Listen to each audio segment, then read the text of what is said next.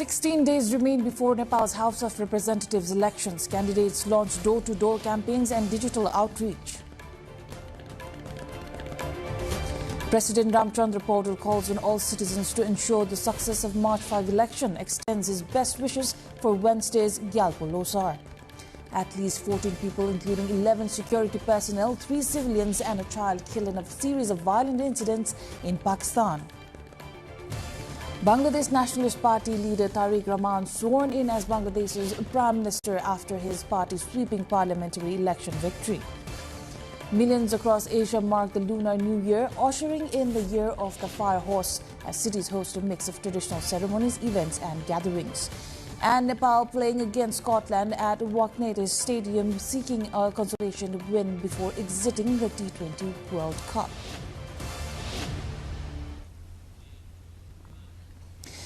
Good evening, I am April Singh Lama and this is NTV World Primetime News coming to you live from Kathmandu at 1900 hours Nepal time. Across the globe, it's 1:15 p.m. in London, 10:15 p.m. in Tokyo and just after midnight in Sydney. Now the news in details.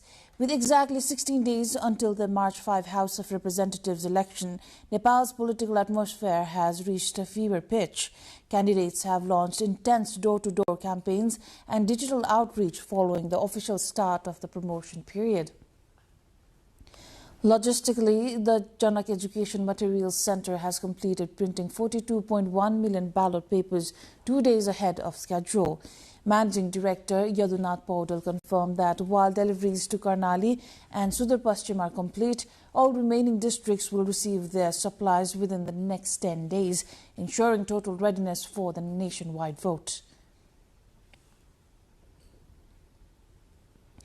President Ramchandra Paudel has called on all citizens to ensure the success of the upcoming House of Representatives election on March 5. Speaking at a Gyalpo Losar event today, the president emphasized that elections are the ultimate democratic tool for expressing the people's will. He noted that national peace and stability are best achieved through good governance and prosperity. The president also praised the Sherpa community for enhancing Nepal's global prestige through its unique culture and traditions. As the country prepares to celebrate Gyalpo Losar this Wednesday, February 18th, the president extended his best wishes, highlighting the vital role of the Himalayan community in building a harmonious and proud nation.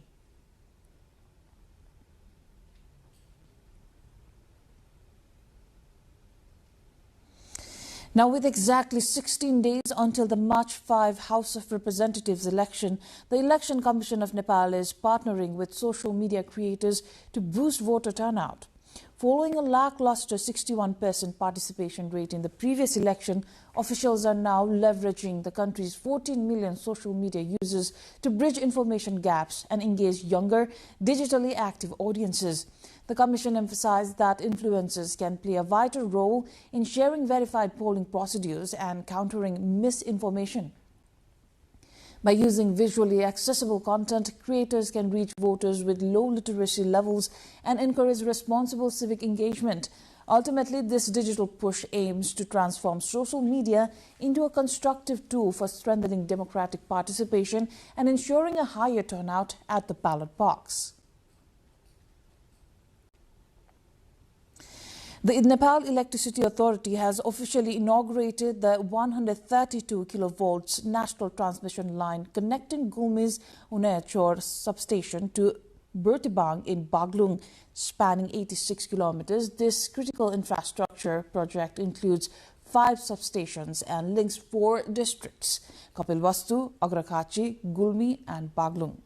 NEA Managing Director Hitendra Dev Shakya highlighted that this line will finally end the era of irregular power supply for local residents.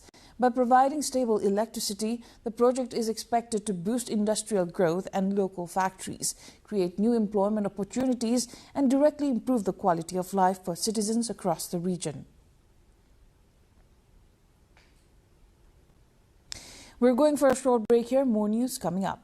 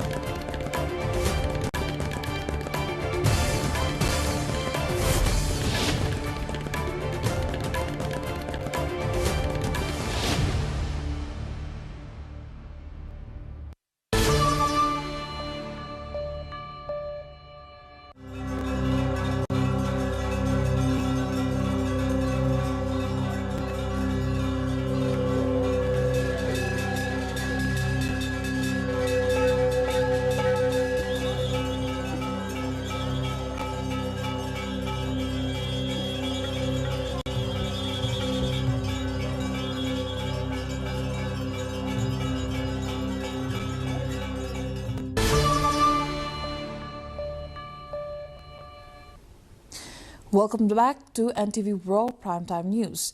Insurance claim payments for properties damaged during the Gen Z movement are currently underway, with 6 billion Nepali rupees already disbursed to verified claimants. To date, over 3,300 private and commercial establishments have filed for compensation, totaling a massive 23.77 billion rupees in requested damages. The claims include over 2,200 motor vehicles and hundreds of homes and businesses affected by vandalism and arson. While private settlements continue, the Insurance Authority noted that many damaged government buildings, including Singadarbar, lacked insurance coverage and will not receive similar payouts. Now, in other news, in the Nepali month of Magh, which falls between mid-January to mid-February, the Kathmandu District Police officially registered 976 cases, including 159 heinous crimes and nearly 500 financial offences.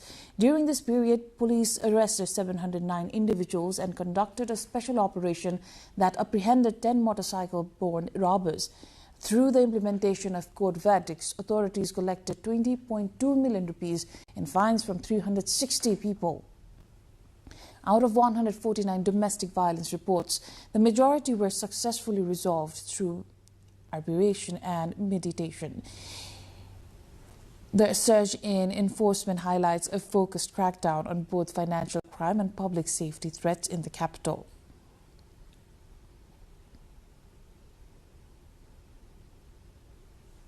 Air pollution in the Kathmandu Valley has spiked to an unhealthy AQI of 191, making it the third most polluted city in the world today. This red alert level means everyone may begin to experience health effects, while sensitive groups face more serious risks. Experts blame the worsening air on vehicle emissions, road dust, and a prolonged winter drought. Without immediate rainfall, the Department of Environment warns that pollution will continue to rise. Everyone is advised to limit outdoor exertion, while children and those with respiratory issues should avoid it entirely.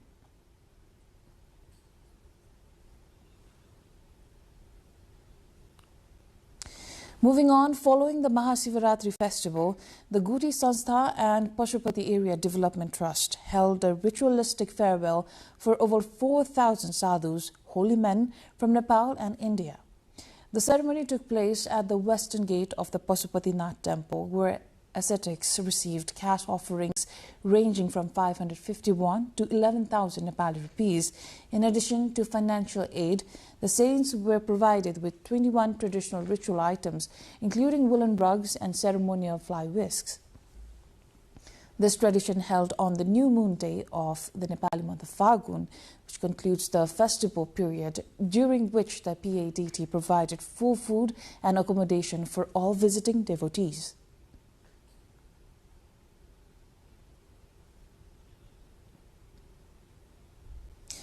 Nepal's mid-hills are transforming into a coffee powerhouse, with Thading district leading the charge. What began as an experiment 4 years ago has evolved into a commercial success, with some households now earning up to 500,000 Nepali rupees annually by turning barren slopes into thriving coffee hubs. While Nepal currently exports about 25% of its production to markets like Japan and the US, a significant gap remains between local supply and international demand. To bridge this, farmers are calling for better processing technology to shift from selling raw cherries to premium organic coffee. With 7 hectares already dedicated in Thading alone, Himalayan beans are becoming a vital model for economic opportunity across Nepal's rural hillsides. We'll take a short breather here. Stay tuned.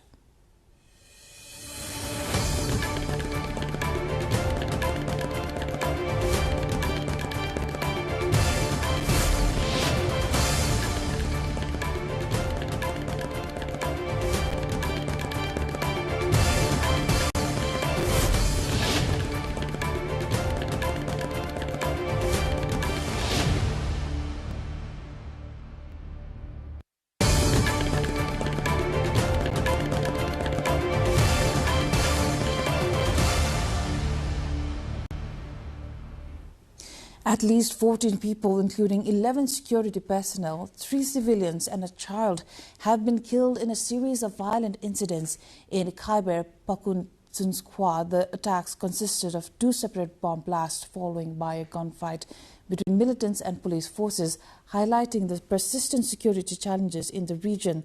The first explosion targeted a police convoy on a major highway, killing several officers on the spot and leaving others injured.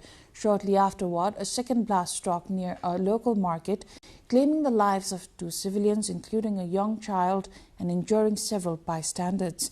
Officials said the attackers are part of a broader surge in insurgent activity affecting both southern and northern provinces along the Afghanistan border, where Pakistan's military and paramilitary forces have been conducting ongoing counter-terrorism operations.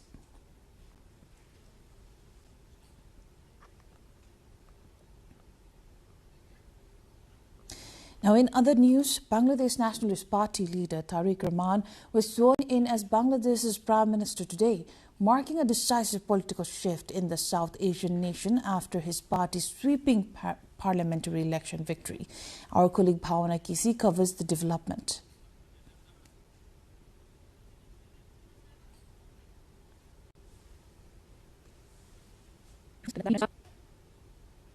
Bangladesh's new Prime Minister has been sworn in after his party's landslide win in last week's parliamentary elections, the country's first since the massive 2024 uprising, and a vote billed as the key to nation's future political landscape. Prime Minister Tariq Rahman, whose term will last the next 5 years, is the son of former Prime Minister Khaleda Zia and former President Zia-ur-Rahman. He is also Bangladesh's first male Prime Minister in 35 years. Since 1991, when Bangladesh returned to democracy, either Rahman's mother Khaleda Zia or her arch-rival Sheikh Hasina has served as prime ministers. The country's president Mohammad Sahibuddin administered the oath of office for Rahman. Dozens of cabinet members and members of the new government are also sworn in. Rahman's Bangladesh Nationalist Party and its allies own 212 seats in the 350-member parliament, while an 11-party alliance led by the Jamaat-e-Islami party, the country's largest Islamist party, owns 77 seats to be in the opposition. A new party, the Nationalist Citizen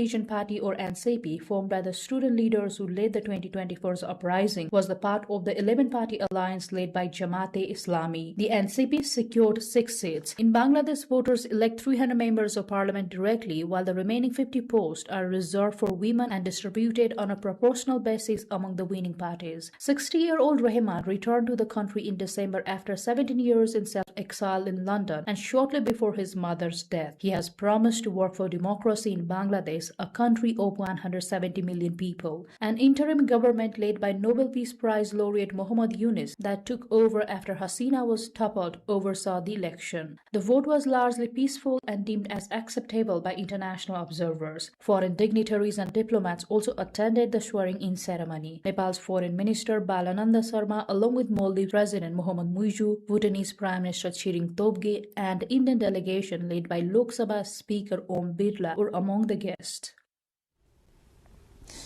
Now, joining us is to talk more on the country's environment post-election is Muqtadir Rashid Romeo, the executive editor of Bangla Outlook. Welcome to NTV World. Thank you for having me. Now, first of all, how historic is Prime Minister Tariq Rahman's swearing in for Bangladesh? What is the general perception of this new government at this moment, domestically and internationally? The main problem is the government just take the responsibility from the interim government of Dr. Mohammad Yunus.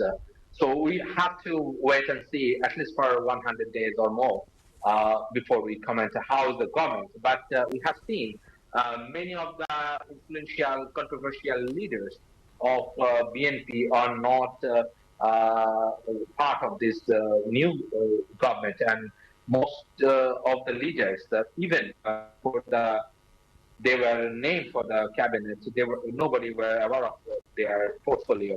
So it's certainly a new phenomena, and lots of student leaders who were in the past, or those who were in democratic struggle for 17 years, they will also be the part of this government. So yeah, there is some kind of happiness among the student politicians, those who have been in long-term struggle for democratic change, reform, and other things. And the Tariq Rahman is the hope for Bangladeshi politics for now, because he starts some new kind of politics after a long time, staying in the UK.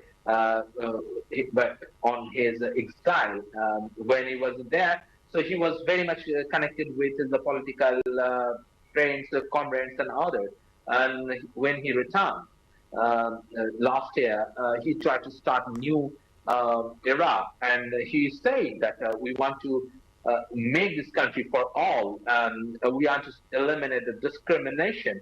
And now the election, once it finished, and then the government is formed, that there are some changes, in terms of his attitude and other things, which is very significant, because in past we never seen the opposition leaders are being visited by the winning party. That this is the first time we have seen that he has visited opposition Jamaat leader at his house, and also other major political party leaders were also seen taking pictures. Right. So, this Mr. is a Muqtadir, new beginning on for that Bangladesh. note, do you see this as a return to traditional BNP politics, or does it represent a new political direction for Bangladesh? Of course, I do believe that. I say that Tariq Rahman is hope for, currently, he's the hope for Bangladeshi democracy and other things. And he just started with new hope. First, he visited the opposition leader, which is very unprecedented in Bangladeshi political history, at least for my experience in the last 35 years. We haven't seen like this, because the people here wanted to see that political leaders, whether the rivals or opponents, after the election, they will shake hand and they will move on. But we haven't seen in past. The first time we have seen this in Bangladesh, and it's a huge, it's really unprecedented. So this is the beginning, and there are some protests in Dhaka by some far right group, but yes, we are more hopeful about the beginning, because what we have seen last 17 years of Sheikh Hasina's misrule, cracking down on opposition, extrajudicial killing, and forced disappearance. So I mean, it was barbaric for years. So to start new on the fresh start, we need to. There are someone should be start the first thing with welcoming the opponent. So we have seen this. Right. So, looking forward, what kind of Bangladesh should South Asia and neighbors like Nepal expect over the next 5 years under Prime Minister Tariq Rahman? That's Nepal is closest friend of Bangladesh. It's always, and it's like the people who are coming to Bangladesh, or those who are traveling to Nepal, despite all odds and other things, despite the the travel expenses is higher than any other travel to our neighbor. Nepal is the most relevant and reliable partner of Bangladesh. And the Bangladesh, when the Tariq Rahman father was in power in the 80s, he was the proponent of the START, the idea of START. And Tariq Rahman and his government, I believe that they wanted to have the revival of START, because the START is one of hope for South Asian countries, those who are not the major power like the Pakistan and India. So that would be a significant part. And the other thing is for the educational purpose. Many Nepali students are coming to Bangladesh for the medical education and higher studies. And I believe in the future it will be creating more scope in Bangladesh, and equally the tourism of Nepal will be boosted definitely by Bangladeshi tourists with other features. Mm-hmm. So thank you so much, Mr. Muqtadir, for joining us. Now, that Well, was the executive editor of Bangla Outlook from Bangladesh. Now, moving on to our bulletin, the United States is set to host high-level talks between Russia and Ukraine in Geneva this Tuesday and Wednesday, just days before the 4th anniversary of the invasion. The Ukrainian delegation led by Rustem Umerov meets a Russian team headed by Vladimir Medinsky in this third round of U.S.-brokered negotiations. While President Zelensky emphasizes that diplomacy requires justice and strength amid ongoing missile strikes, President Donald Trump has expressed hope for a fast deal. Despite previous rounds in the UAE being described as constructive, a major breakthrough remains elusive as both nations continue to exchange large-scale drone and missile attacks.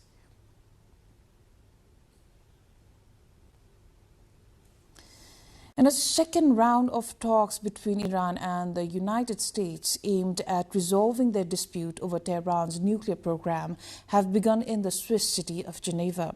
The indirect discussions follow repeated military threats against Iran over the country's deadly crackdown on anti-government protests and the ongoing dispute over its nuclear program.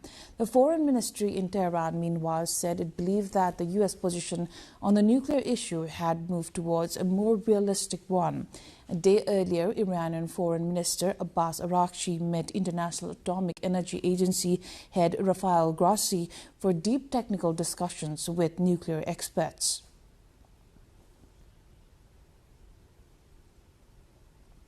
Meanwhile, U.S. President Donald Trump has said he will be indirectly involved in the talks between Iran and the United States. Speaking to reporters abroad, Air Force One, the U.S. President also warned Iran of the consequences of not making a deal. I'll be involved in those talks indirectly, and they'll be very important. We'll see what can happen. But typically, Iran's a very tough negotiator. They're good negotiators, or bad negotiators. I would say they're bad negotiators because we could have had a deal instead of sending the B-2s in to knock out their nuclear potential, and we had to send the B-2s. I hope they're going to be more reasonable. They want to make a deal. Have you been told that a deal is next to impossible? No, I think they want to make a deal. I don't think they want the consequences of not making a deal. They want to make a deal. Millions across Asia are marking the Lunar New Year, ushering in the Year of the Fire Horse, as cities from Beijing to Bangkok host a mix of traditional ceremonies, public events and family gatherings.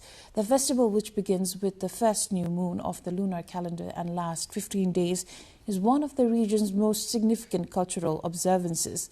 Food plays a central role in the celebrations, with consumers spending on food, gifts and travel surging across major Asian economies. Authorities in several cities have implemented public safety measures to manage large crowds at markets, temples and transport hubs amid continued concerns over seasonal health risks and public order.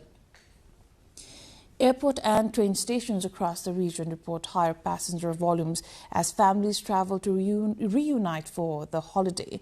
The holiday continues to serve as a unifying cultural event across diverse countries, reinforcing traditions while adapting to modern lifestyles, even as authorities balance the demands of large-scale public gatherings with health and safety concerns. That is the international news. Now, time for sports update.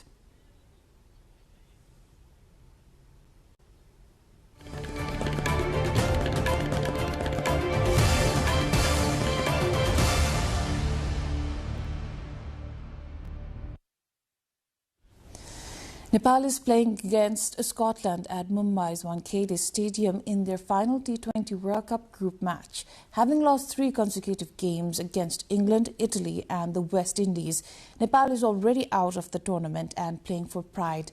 Head-to-head, both teams are tied with 1 win each from their last 2 encounters. Scotland sits third in Group C with 1 win, while powerhouse teams England and the West Indies have already secured their spots in the Super 8s. Earlier in the day, a dominant display from New Zealand as they brush aside Canada by 8 wickets.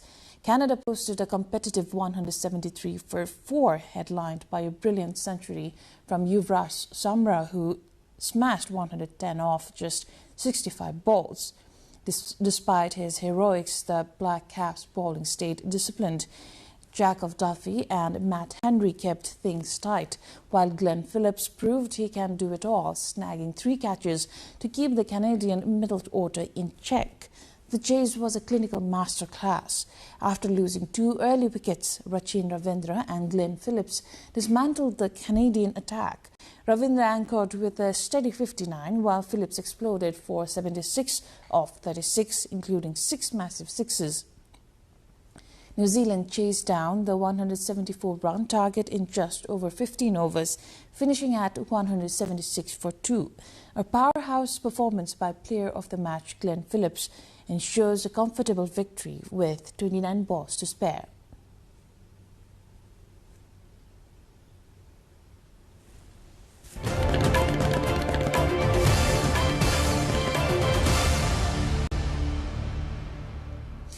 Now, before we wrap up, let's look at the headlines once again. 16 days remain before Nepal's House of Representatives elections. Candidates launch door-to-door campaigns and digital outreach. President Ramchandra Paudel calls on all citizens to ensure the success of March 5 election, extends his best wishes for Wednesday's Galgolosa. At least 14 people, including 11 security personnel, 3 civilians and a child killed in a series of violent incidents in Pakistan. Bangladesh Nationalist Party leader Tariq Rahman sworn in as Bangladesh's Prime Minister after his party's sweeping parliamentary election victory. Millions across Asia mark the Lunar New Year, ushering in the Year of the Fire Horse, as cities host a mix of traditional ceremonies, events and gatherings. And Nepal playing against Scotland at Wankhede Stadium, seeking a consolation win before exiting the T20 World Cup.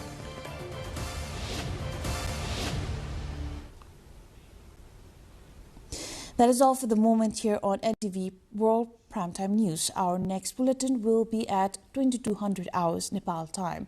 Do join us through our social media and get the latest update through our official website www.nepaltelevision.com. I am Ipulagi Singh Lama. Thank you for staying with us. Have a wonderful evening ahead.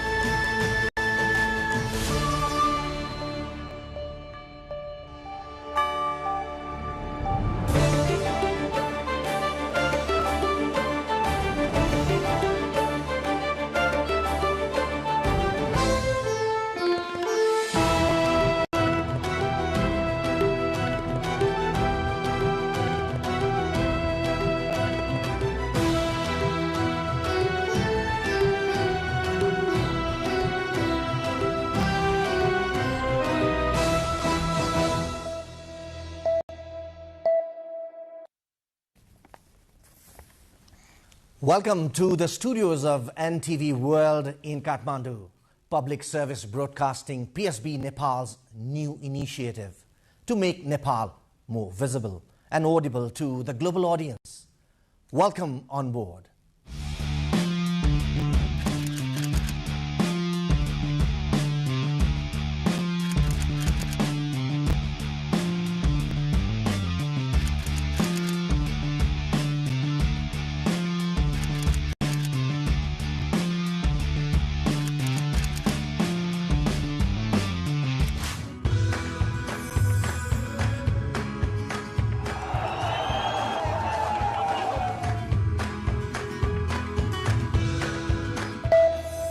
This is NTV World.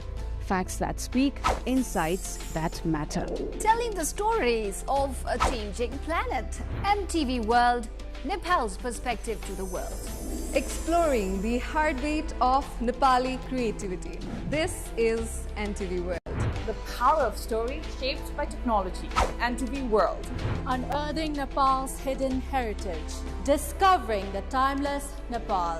Telling stories that endure across centuries. Where culture breathes, stories bloom. When the world moves, we make a sense of it. NTV World. Taste of Nepal. Every recipe, every flavor tells the story. Journalism in the digital age. Fast, focused, verified. Stories hold power. Stories reflecting life. Stories of the hinterlands. Reporting for NTV World. This is NTV World. Welcome to NewsHour. This is NTV World. Welcome to Primetime News. One story at a time. Crossing borders, connecting voices, where Nepal meets the world in dialogue. This is NTV World, Nepal's perspective to the world.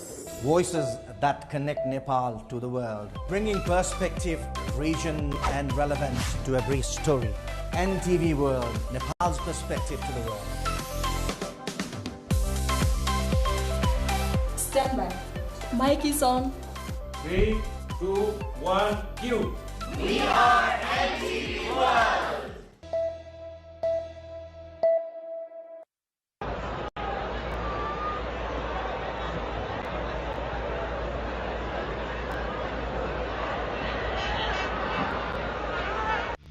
Only after 6 decades of the institutional development of the now popular game of cricket did Nepal get the opportunity to play in the World Cup. Although cricket was introduced in Nepal during the Rana regime, the sport was confined to a limited number of people, namely the elite. It all started with equipment brought by students returning from their studies in Britain and India. Although Cricket Association of Nepal (CAN) was established in 1947, cricket remained centered among a few affluent individuals and in limited tournaments for a long time. Starting with the Bishnu Trophy in 1948, tournaments were limited to competitions like the Madan Memorial Sealed, Jugal Kishore Trophy, Rammani Trophy and later the Jai Trophy. Even as the sport expanded outside Kathmandu Valley, it took decades for cricket to develop at the grassroots level. After the International Cricket Council (ICC) granted Nepal affiliate membership in 1988, Nepali cricket embarked on its international journey. The rule of mandatory participation in tournaments by the ICC and the Asian Cricket Council (ACC) opened doors to international competition for Nepal. After participating in the Under-19 Asian tournament in Hong Kong in 1996, Nepal has not looked back. Winning titles at the Asian and global levels, Nepali cricket team continues its journey towards the pinnacle of world cricket.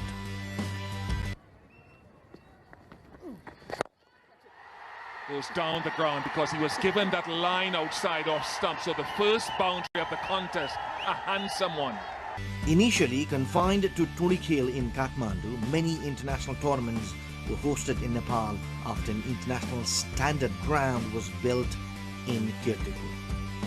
Nepal has also shown its proactiveness in differently abled cricket tournaments like the T20 World Cup for the blind in 2012 and the Asian Cricket Tournament for the deaf.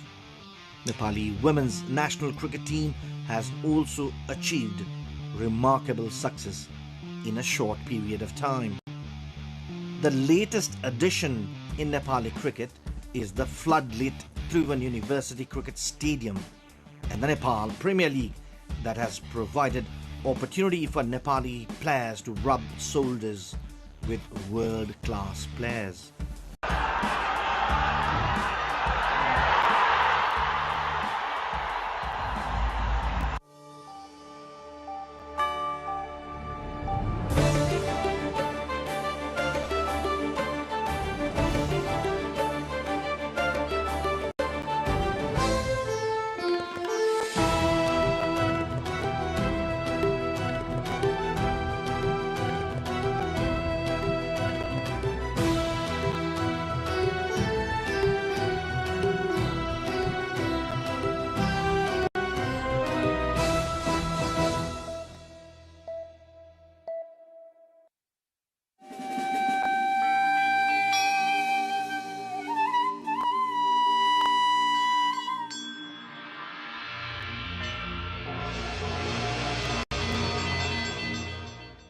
Inside the quiet courtyard of Baber Mahal, colors seem to breathe on their own.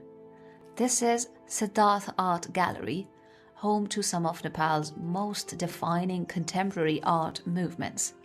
Today, the gallery opens its doors to Mithila Cosmos, a universe imagined through the brush of artist S.C. Suman, a name inseparable from the evolution of gallery space. म आफ्नो बच्चैदेखि हजुरआमालाई हेर्दै थिएँ भित्तामा उहाँ कोर्नुहुन्थ्यो अब भित्तामा कोर्दै जाँदाखेरि उहाँलाई हेर्दै आएर त्यसपछि म बच्चै बालकालदेखि नै स्कुल जाँदा अनि फुलहरू हेर्दा मलाई हजुरआमाले पेन्टिङ गर्नुहुन्छ त्यसमा रङ बनाउनुहुन्छ भनेर म उहाँको लागि बाटोमा खसेका फुलहरू ल्याएर उहाँलाई दिन्थेँ र उहाँलाई भन्थेँ कि ल यसबाट पनि रङ बनाउनुहोस् यसबाट पनि पेन्टिङ गर्नुहोस् अनि यो कुरा मलाई एकदम सहजै प्र्याक्टिसमा आएको जस्तो लाग्यो र उहाँको पछि उहाँ भित्ताहरू रङाउँदाखेरि पेन्टिङहरू गर्दाखेरि म उहाँलाई छोडेर कतै जाँदैनथेँ र मलाई पनि काम गर्न दिनुहोस् भनेर उहाँ कहिलेकाहीँ दिक्क पनि मान्नुहुन्थ्यो कति मलाई माने यो डिस्टर्ब गरेको तिमी जाऊ खेल भनेर त्यही पनि म उहाँसँग बस्थेँ अब उहाँले त्यही पनि उहाँको म बसिरहन्थेँ उहाँले चाहिँ साइडमा कुनै कुनामा एउटा सानो चित्र बनाइदिनुहुन्थ्यो र यसमा तिमी रङ भर भन्नुहुन्थ्यो अनि म छिटो रङ भर्थेँ अनि उहाँले आश्चर्य भन्नुहुन्थ्यो हेर कति मभन्दा पनि राम्रो रङ भर्दो रहेछ भनेर अनि यसरी मलाई चाहिँ मिथिला पेन्टिङले नजिक ल्यायो र म त्यो फेरि त्यो गर्न थालेँ.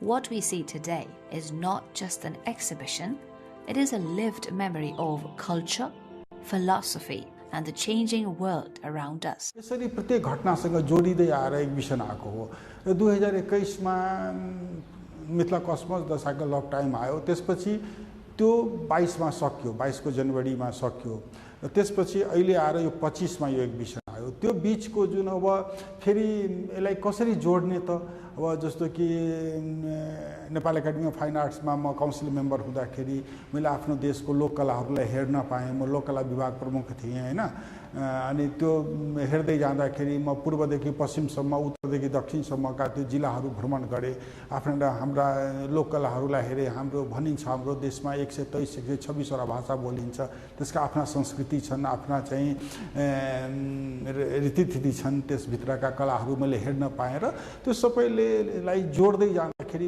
एउटा आर्टिस्टले कसरी त्यो प्रभावित पार्दो रहेछ र त्यो स्टुडियोमा काम गर्दाखेरि त्यो एलिमेन्टहरू हेर्नु र त्यो एलिमेन्टलाई आफ्नो पेन्टिङमा चाहिँ समावेश गर्नु यो सहज रूपमा त्यो हुँदै जान्छ र यो सो ल्याउँदाखेरि चाहिँ तलको तल्लामा हामी चाहिँ हेर्छौँ क्यानभास वर्कहरू छ त्यसमा देवी कथा छन् गीताका सार छन् जीवनका त्यो कथाहरू छन् र त्यसमाथिमा आउँदाखेरि उपत्यकाका कथा छन् त्यसपछि जनकपुरको रामायण र अयोध्याको कथाहरू छ रामायणसँग जोडिएको कथा छ त्यसपछि बौद्ध कथाहरू आएका छन् त्यो सिरिजहरूलाई कसरी एक ठाउँमा हामी कसरी विभिन्न जाति समुदायहरू एउटा साझा फुलबाडी हो त्यसभित्रका संस्कृतिका कुराहरू त्यसभित्रका कुराहरू मैले ल्याउँदाखेरि मलाई त्यो आफैसँग आफूलाई परिचय गराउनु जस्तो र त्यो मैले कलाको माध्यमबाट बुझेर म यो कुरालाई म आफ्ना नयाँ पुस्ताहरूसम्म पनि यो चाहिँ यसरी हो हाम्रो देश यो मिथिला पेन्टिङ भनेको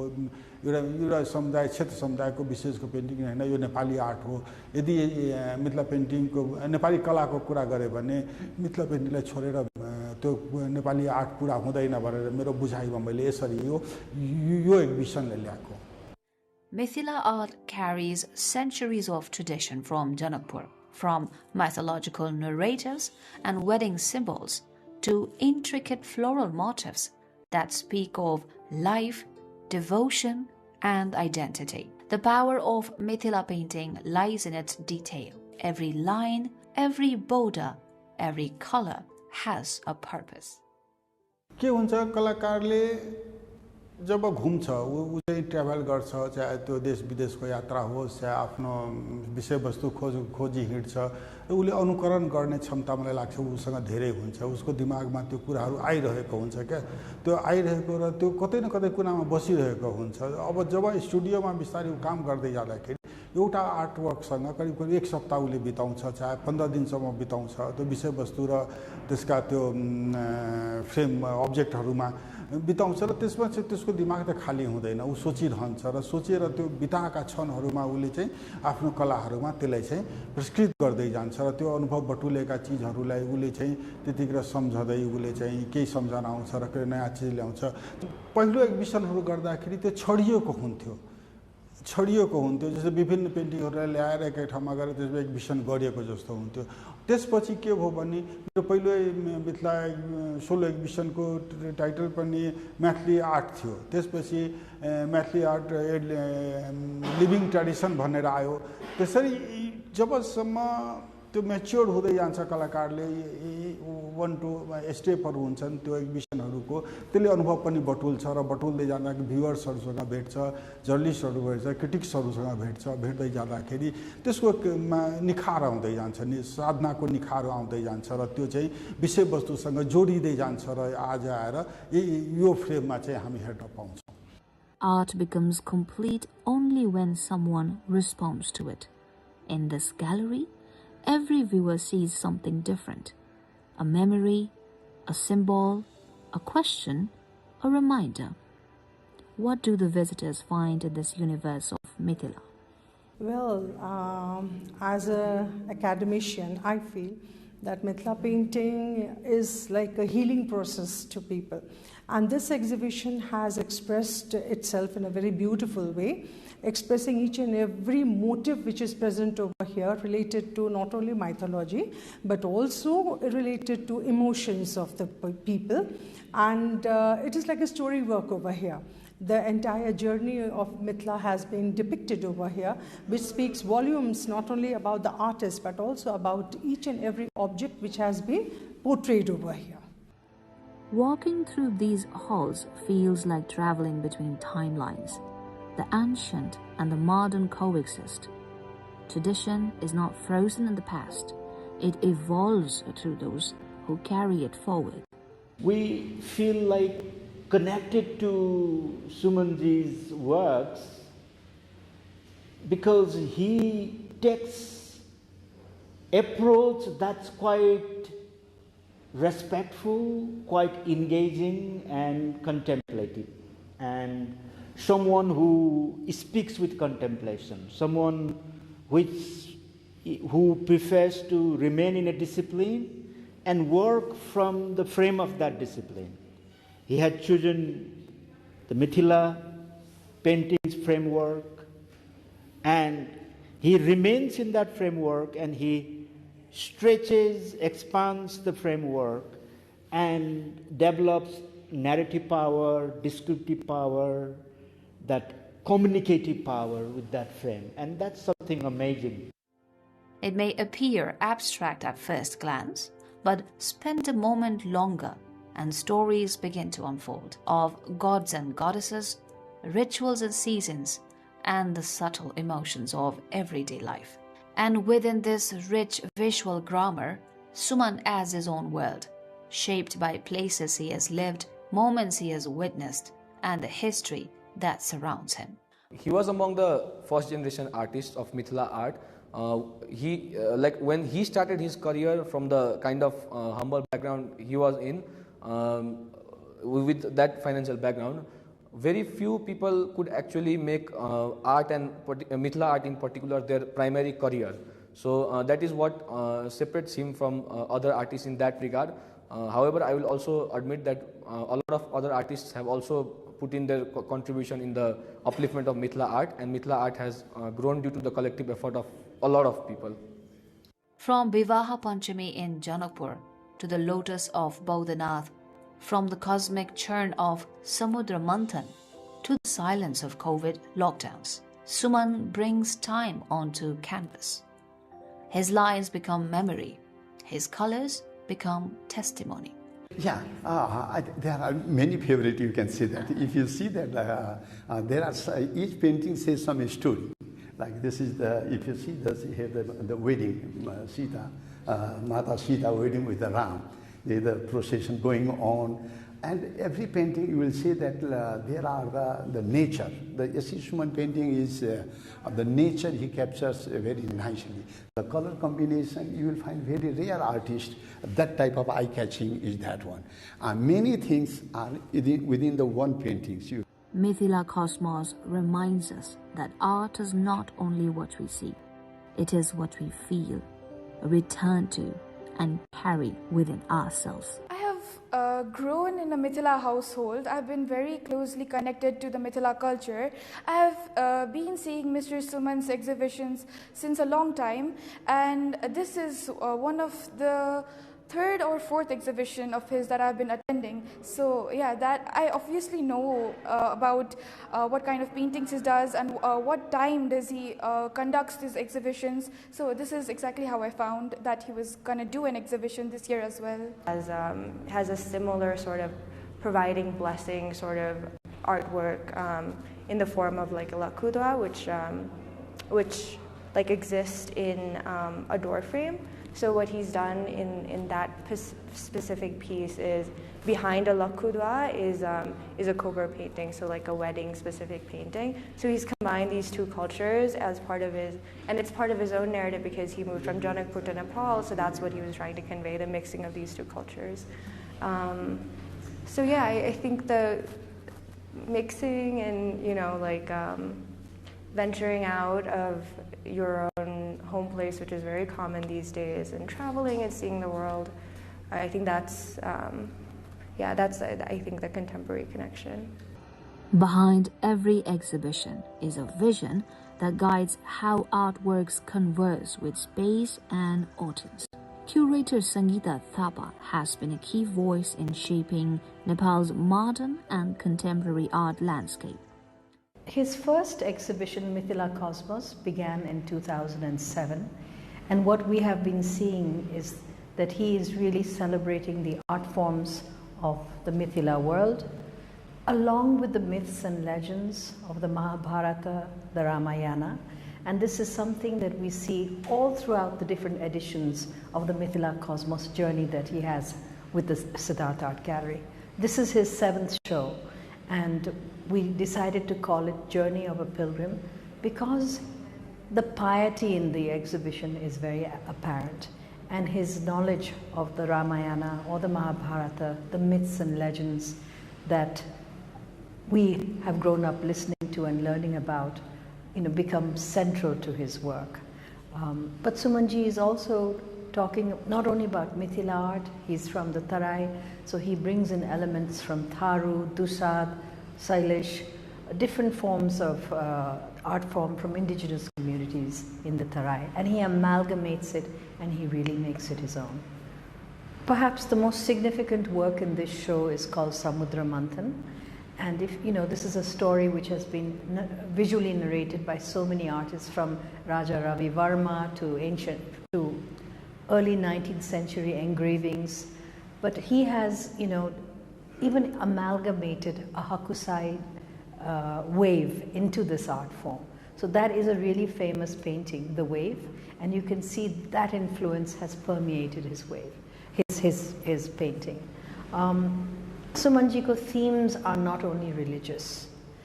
So whether it is the eco-anxiety that we all feel at present, the destruction of Nisgar forest or the Chure hills, he amalgamates all of that.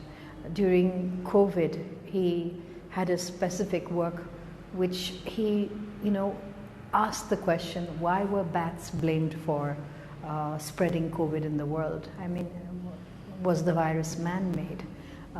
His belief in nature, the natural cosmology of the world is something that you will see over and over again in his paintings. As visitors step out, the colors remain.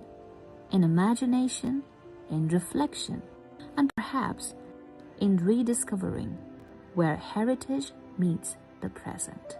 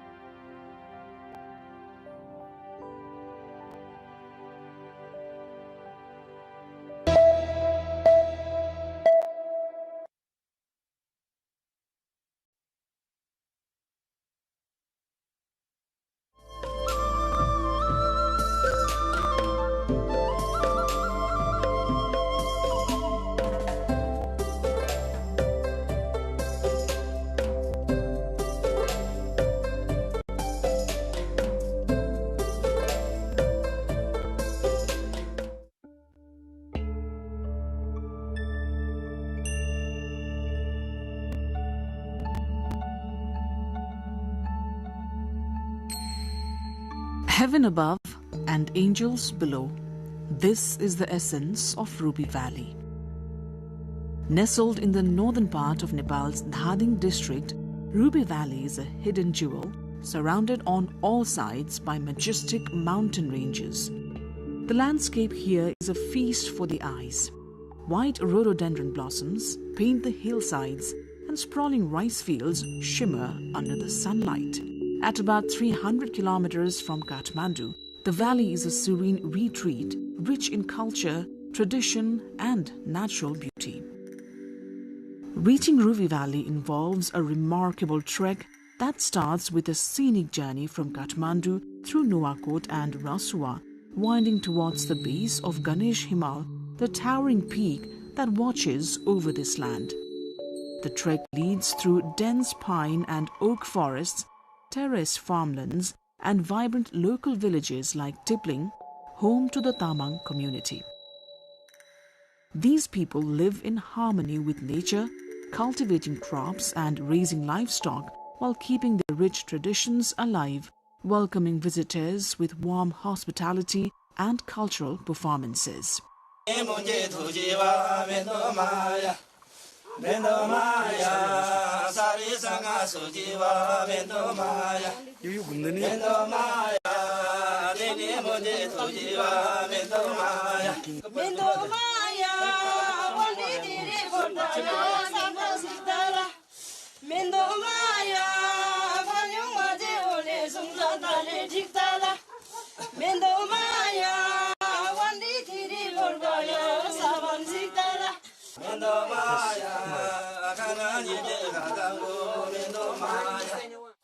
The striking Pangsang Pass at 3,800 meters marks a stunning milestone on the route, offering panoramic views of the green-clad hills and distant Himalayan ranges.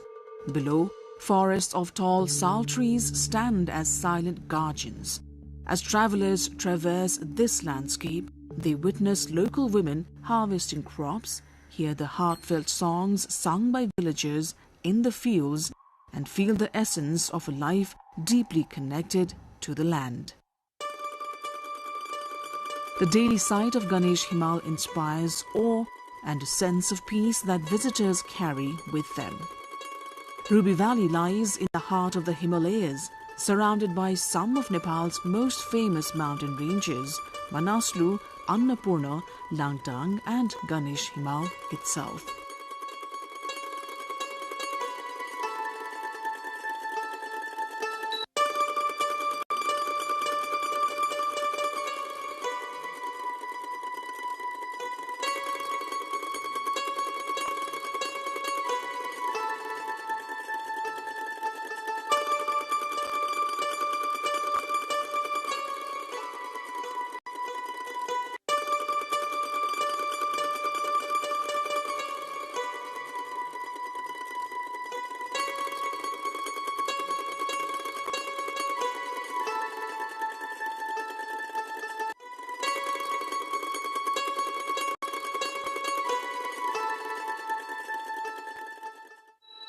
This geographic embrace creates breathtaking scenery at every turn.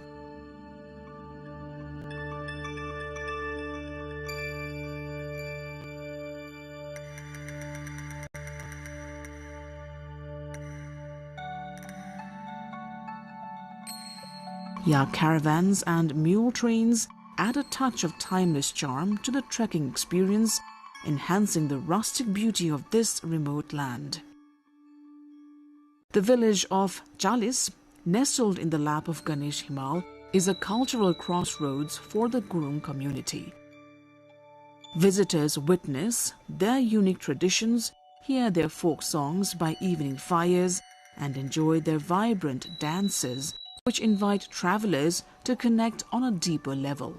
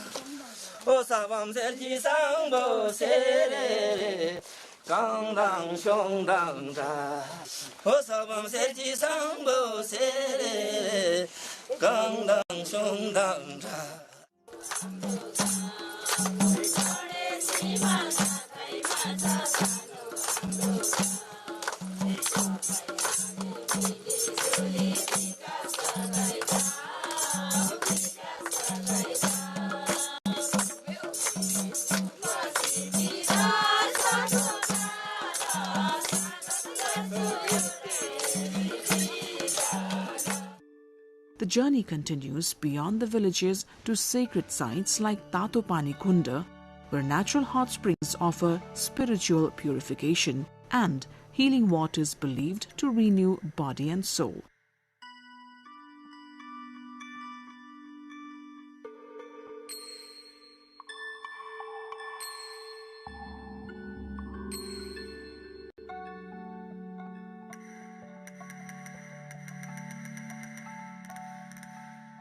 From there, hikers embark on a challenging yet rewarding trek to the holy Ganesh Kunda, a glacial pond named after Lord Ganesh.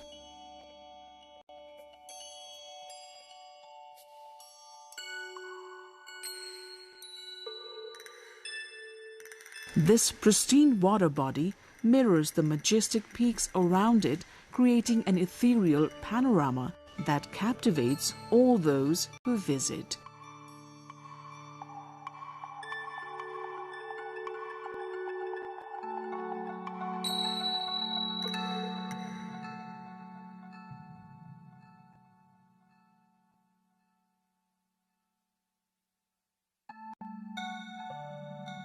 With peaks ascending over 7,400 meters, Ganesh Himal stands as a guardian of this sacred valley.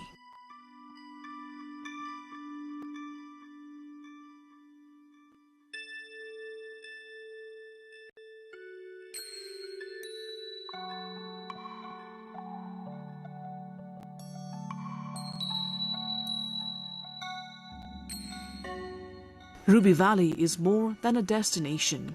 It is an invitation to experience Nepal's untouched nature, vibrant cultures, and spiritual heritage all in one journey.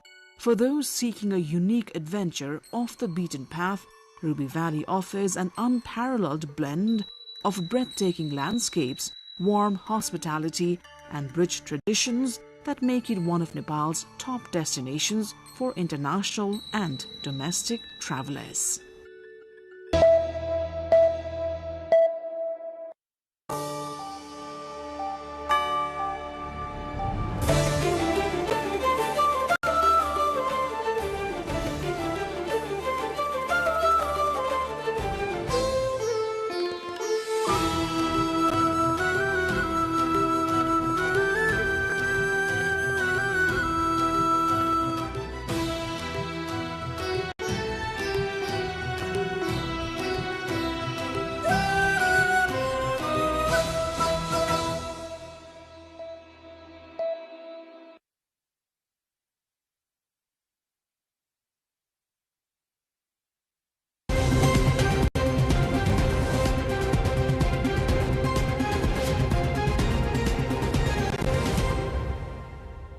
Transparency International released its Corruption Perceptions Index 2025, and the needle for Nepal has not moved.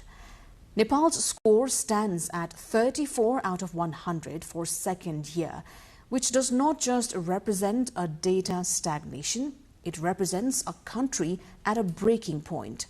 From the streets of Kathmandu to the halls of Berlin, the world is watching a global trend where young people are no longer willing to pay the corruption tax on their futures. Today we're joined by Madan Krishna Sharma, the president of Transparency International Nepal, on Insight. Our discussion will be on whether Nepal is stuck in a loop or this stagnant score is the final warning before a total systemic shift. Welcome to Insight. Thank you. It's my pleasure.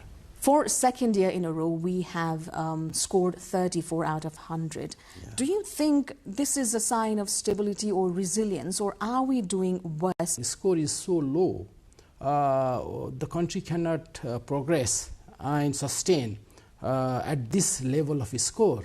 So it is already a warning signal, and continuing with the warning signal is not a good thing. Mm-hmm. So it is a sign that that there has been no improvement, whereas our economy is somehow expanding. At least our foreign debts and local debts, total debts, public debt is increasing, our budget size is increasing, but our governance to control the corruption and make best use of that budget and resources, that is not improving. So that means we are draining down more and more money every year. So it is not a good sign, and there is nothing to be satisfied or taking rest. Rather, it is a great and grave concern for the country. Mm-hmm. In September, we witnessed a massive movement that acted like a catalyst to a huge political transformation. Do you think our younger generation has lost faith in governance? The outburst of the Gen Z or the youths of Nepal is a quite, actually it was somehow expected. The Transparency International and we locally used to say before, in couple of years before, I have also spoken very openly on this in the past, that the youth who are more than 40% of the total population of Nepal, mm-hmm. are the most affected group, mm-hmm. of the people in Nepal, because their aspirations have been curtailed. There opportunity for them to thrive in Nepal, mm-hmm. to fulfill their aspirations in Nepal has not been prepared and developed by those in the government.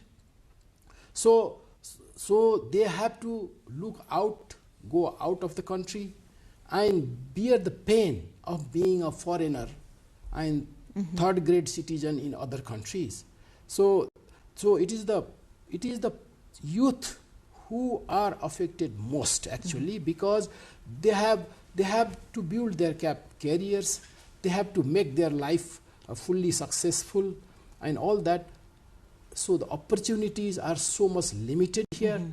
and it is control, all that, and general youth do not get the type of opportunity mm-hmm. to fulfill their aspirations. So that is why it was outburst. Mm-hmm. I think you really touched upon the theme of human exodus that we are witnessing right now. If we draw a line between CPI score of 34 and the migration data of Nepal, do you think corruption now is the primary push factor driving Nepal's youth exodus? We have to understand it in a very broader sense, that one can say always that, or argue always, a migration or moving from one place to another is a human behavior and mm-hmm. nature. Mm-hmm. So there will be migration everywhere, even from the developed countries there will be migration to somewhere.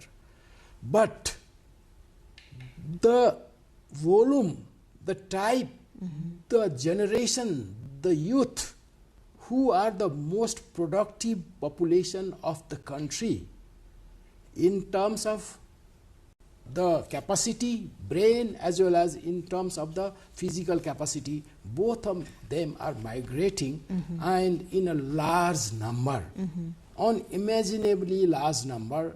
And we are surviving, currently our economy is surviving because our economy is import based and trading based economy. We import using the foreign currency remitted by those migrant workers. Mm-hmm. So this level of migration is surely the output or the cause of because of this corruption, mm-hmm. high level of corruption, mm-hmm. that has deprived our youth population for the type of opportunity they seek in our own country. We have interim government, that's leading the country to election. It's been led by former Chief Justice, who is known for integrity. Do you think her leadership could have had some reflection in the CPI outlook of the country? You know, CPI is calculated by Transparency International headquarters in Berlin, gathering data from various research agencies. For Nepal, there are international 6 research agencies that the Transparency International relies on to calculate this score.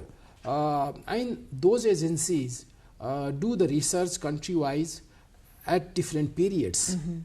Normally it is 25, but up to 24 or even some part of the 25 is covered. And this, after this September, as you mentioned, we had this change in the regime and the interim government in place.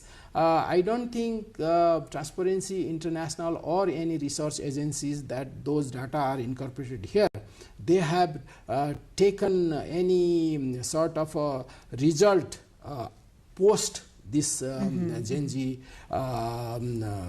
revolution, or what we call it. So it is not that much reflected in data, but in the narrative reports it is well captured.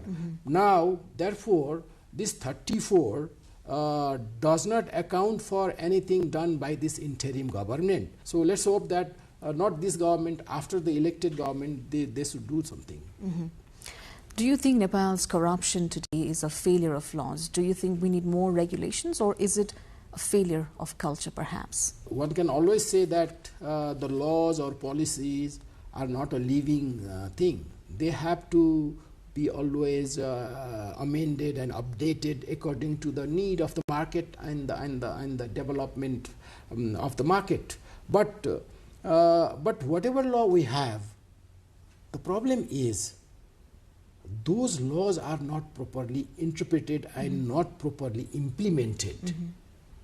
The law implementation is so weak here, because that is also reported by the Transparency International, and we have been experiencing that. Because of a sort of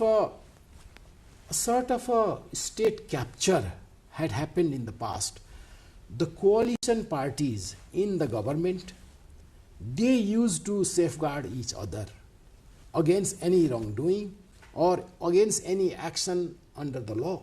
So there was a sort of a virtual situation in Nepal, though there were law, but was it fully implemented? No. Was it sincerely implemented across all the citizens? No. There were some impunity, political impunity. There were some lack of rule of law in certain areas. So because of that, what we think is that laws, whatever are there, even if they are sincerely implemented at all levels, it will definitely help curb the corruption to some level. But it was not done that way. So now going back to the culture, is it a culture, Nepalese culture of, one can say, since it is so rampant and we have been voting again and again the same corrupt politicians, and here in Nepal, very interestingly, when one person is charged and taken to the court or taken to the prison, and when that person is released, we celebrate. And whereas in other countries, it rarely happens. Here in Nepal, that type of culture is there. So, but saying culture, we should not generalize that not all Nepalese population as such are corrupt. Only those who are in the power, especially political power, and that also political power in the government, there is somehow different type of corruption is there. So it is a culture of the political sort of a power holders. We can interpret that way. It has been so, because without corruption, there will not be enough money to defend themselves or to win the another election. So because of that, the corruption has been a sort of a culture of the politics now. We can always say that corruption somehow has become a culture of the politicians' politics. But we should not, it will be very harmful, and it will be unjust or injustice to the general public to say that corruption is a Nepalese culture. It is not. I don't agree to that. Okay. We're heading for March 5 elections. There are about over 3,400 candidates, and they are in full swing with their campaigning. Do you think we are witnessing an investment phase for corruption after the election? Yeah, you used a very very professional terminology here, investment phase for the corrupt politicians.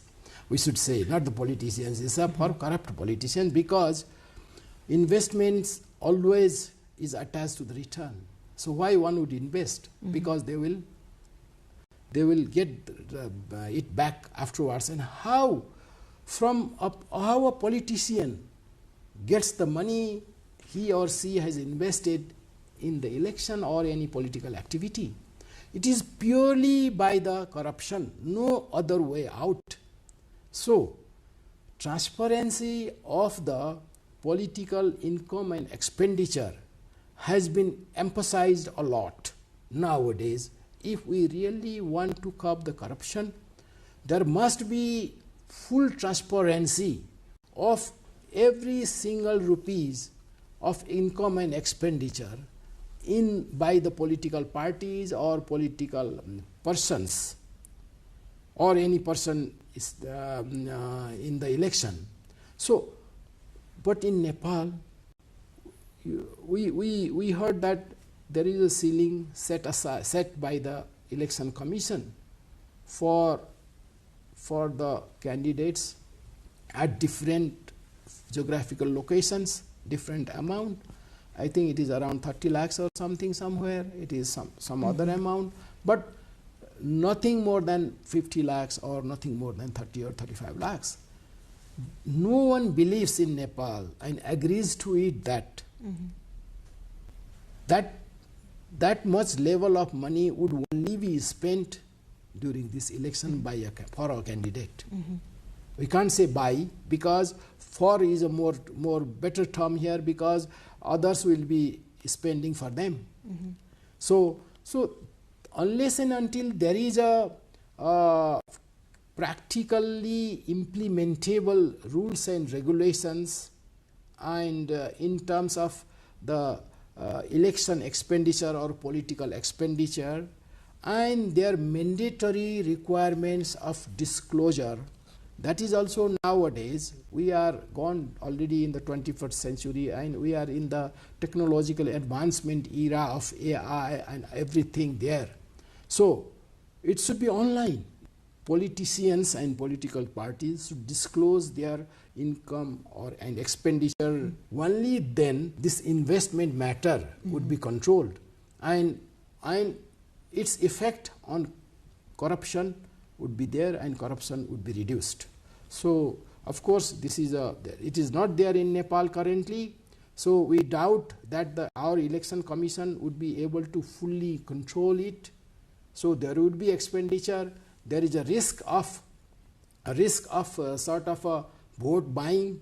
There will be risk of influence by the financier to the politicians, which will invest for the politics now, and they will get the benefits after these politicians are elected and are in the government. So this is a phase, you are rightly said, but what to do then? General public now should be very much watchful. See how the government runs and how the election is happening now, who is spending what, and every single citizen has a right to ask for the source of that expenditure or income. So I think general public needs to be very much watchful nowadays. In Nepal, we listen so many things, we read so many things. There are certain power groups who capture the policies, politics, and even the government. not only government, other organs of the state as well. So the new party or new government, whoever comes, should sincerely follow the integrity in the politics. I'd like to move slightly from mainstream politics and to climate funds. Nepal is one of the most impacted countries, most vulnerable to climate change, and receives a certain amount of global aid to tackle climate change impacts. How much of that aid do you think is at risk of being siphoned off? And are we effectively treating the climate crisis as a corruption opportunity? Thank you for putting this question up, because Transparency International Nepal has completed a project assessing that the usage of the climate fund by Nepal government, those funds, as you mentioned, coming from abroad, the situation is actually very discouraging, because this foreign funding demands a time-bound implementation, and in implementation we are so weak. There would be risk of siphoning or misuse of that fund if that fund starts getting used. But here the problem is, what our research found is, we have a separate report, if you want we can share that later on, but what we saw in that report is that most of the large projects committed by the foreign donors have not been implemented in time, and there is a high risk of that money not being further committed. So that is one risk. Why that happened is because of two things. One thing is, the foreign aid comes with counterpart funding. That means the country also needs to put some money. So there is a huge gap in the counterpart funding. So the project is not moving ahead. Second is the management capacity. See, the management capacity of our government system has been eroded like anything because of the corruption. So because of this situation, this climate funding utilization in Nepal has been very, very minimal. It's almost a sort of unaccountable. So that level of minimal climate fund is being used, which is a great loss to the country, because that money was a free money, which could have been best used to protect our environment, to protect our natural resources and natural assets. Bhutan consistently ranks in the global top 20. Yeah. This time it scored 71, I believe. They share our geography and also culture. Why is Bhutan succeeding where Nepal is failing? Yeah, there could be so many things there, but apparently it looks like, again, because what we have in Nepal is we have not seen anything done by the politics to imbibe integrity and corruption-free environment in the country. So at this moment we can trace back to the politics that this is the main source of corruption here in Nepal. Now in Bhutan, there to stand for an election by a person for a parliament, that person has to have a minimum qualification of bachelor's degree and certain years of experience in the governance. Only that person can file the nomination. That is the differentiation. So tomorrow that person would have some capacity to run the government.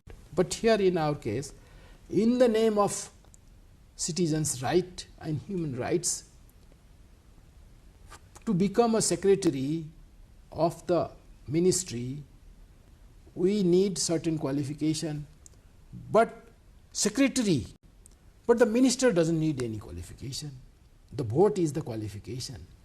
So this thing has to be looked into. For example, this is the right time that the election campaign is going on, and the ensuing election, Whatever they are saying now, they should stick to the same thing when they go into the power. Can we expect this now at this stage unless they prove? No. Walk the talk. Yes. Before we let you go, how do you think 2026 outlook will be like for Nepal, considering everything is changing and hopefully after March 5, things will be progressive? I think let's hope and pray for that, because as I said, if our politics and then the formation of the government is based on the ideology and based on the principle, then things will start coming in the right track.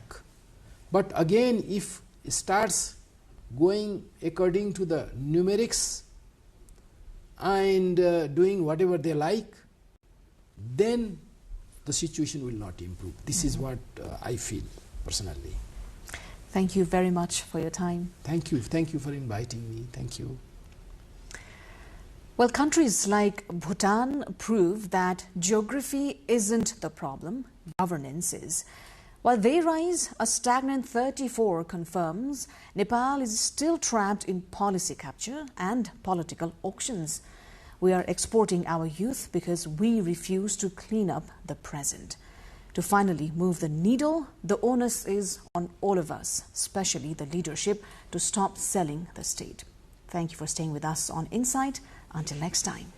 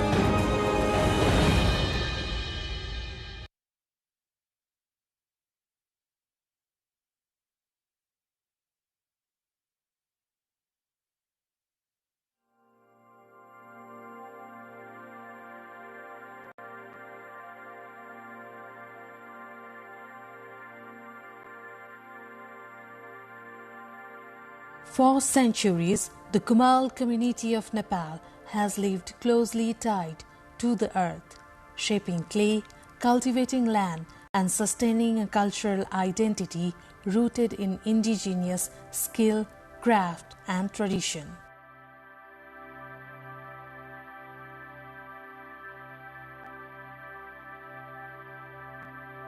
Recognized as one of Nepal's marginalized indigenous nationalities, the Kumails traditionally settle in the hilly regions and inner Tarai plains.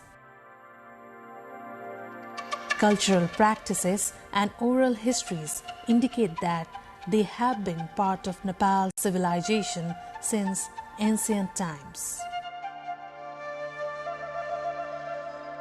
As inhabitants of Nepal's fertile river valleys and plains, the Kumails have carried forward a deep-rooted tradition of earthenware craftsmanship, agriculture, and a rich cultural heritage that reflects centuries of resilience and adaptation.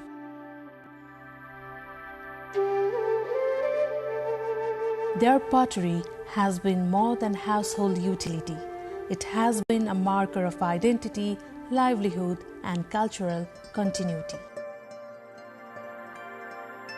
Today, as modern vessels replace handmade earthen vessels, the Kumails find themselves preserving not only a profession but a heritage passed down through generations. According to an ancient belief, clay work began at the time of creation when Prajapati, the son of Brahma, molded the first earthen vessel using Sudarshan Chakra of Lord Vishnu. The Sanskrit term Kumbhakar, meaning pot maker, gradually transformed, becoming Kumhar and eventually Kumail. Even today, pottery remains spiritually and culturally significant for the community. In Kumail settlements, soil is not just the ground beneath their feet. It is raw material, cultural memory, and a symbol of survival. The Kumail population is spread mainly across central Tarai districts of Nepal, namely across Lumbini, Gandaki, and Bagmati provinces. Traditionally, they rely on two main occupations, agriculture and pottery. Farms provided daily sustenance, while pottery supported household needs and served as a source of income. Community life historically revolved around extended family systems, with shared labor, collective participation in rituals, and a strong sense of belonging to ancestral land. Pottery for the Kumails is a detailed, multi-stage skill passed down through generations. The process begins with identifying the right soil. Black clay, the Kalu Matu, was traditionally preferred for its strength and texture. It was collected near riverbanks, ponds, and settled waterbeds. Among Tharu Kumails, this clay is also known as Kamaune Matu, meaning clay that earns. Clay is soaked, softened, and thoroughly kneaded. Using a tool called pasur, potters slice and cleanse the clay to remove impurities. In earlier times, bamboo tools were used instead of iron.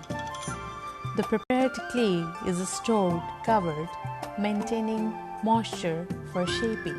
The chakra or potter's wheel remains central to Kumail identity. Hands center the clay, fingers guide it, and experience shapes it. Tools like thap and pitani help refine form and smooth surface. Large vessels, water jars, grand pots, cooking pots, and ritual vessels were once part of every Nepali household, each bearing the touch of Kumail craftsmanship. Freshly formed pots are cut from the wheel with thread or leaf strips and set to dry, first in shade to prevent cracks, then under the sun. A reddish clay called kabish matu is applied for finish and strength. The firing structure, awa or auri, is built from wood, straw, husk and cow dung. Pots are stacked carefully, forming a dome-like structure covered with hay and soil. The firing process takes up to 3 days. The Kumals maintain rich intangible heritage through customs, rituals, music and dance. The Keli dance is one of the most distinctive cultural expressions of the Kumals. Traditionally performed by men dressed as women, it is associated with community celebrations and spiritual belief.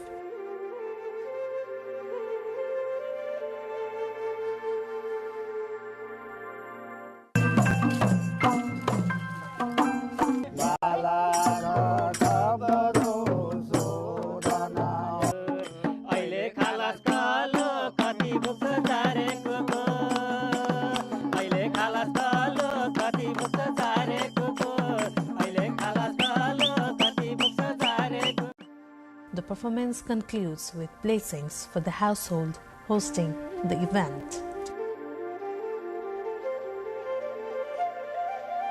Marriage traditionally takes place within the community, though intercaste marriage, particularly with Magar communities, has become common.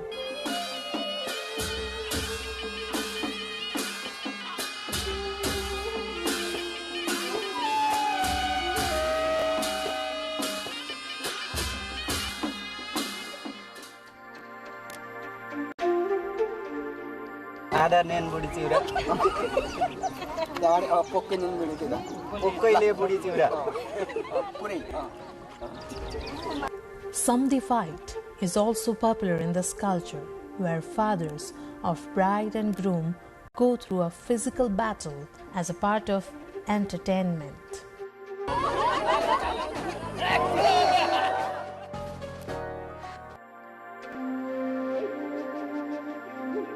A child's naming ceremony called Nwaran takes place on the 9th day for daughters and 11th day for sons, where a young unmarried girl narrates the name referred by the priest. Gon Ponni, a ritual where the mother burns bedding used during childbirth, is followed by baths. The child is then named and welcomed.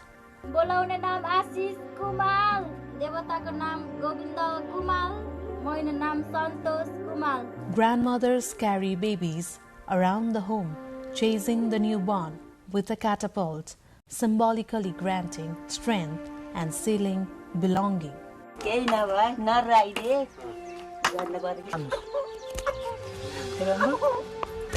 That rites emphasize purity, remembrance and respect. The eldest son, or the one performing final rites, often standing inside a fishing net, performs final rites reflecting links to water-based livelihood and spiritual symbolism.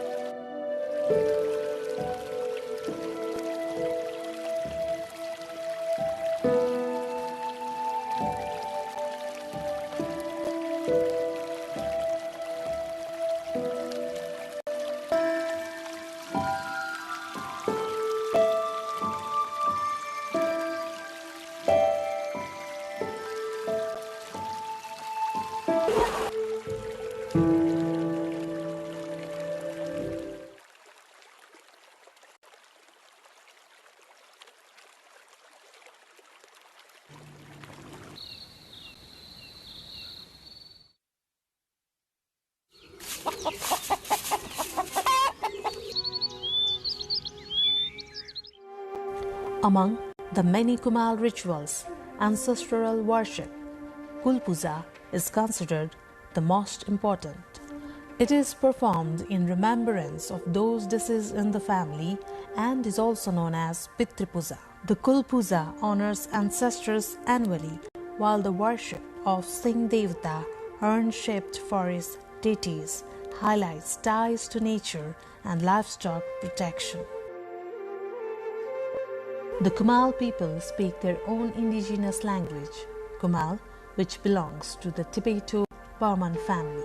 However, due to increasing influence of Nepali language and modernization, the use of Kumal language has been declining, and community efforts continue to revive it through cultural programs and schools.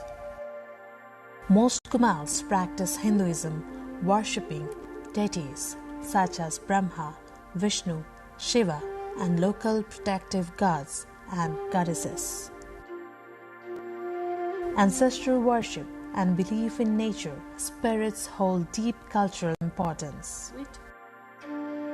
Traditional attire for men includes white clothing and the dhaka topi, while women wear black blouses, traditional skirts, and red shawls, often adorned with local jewelry.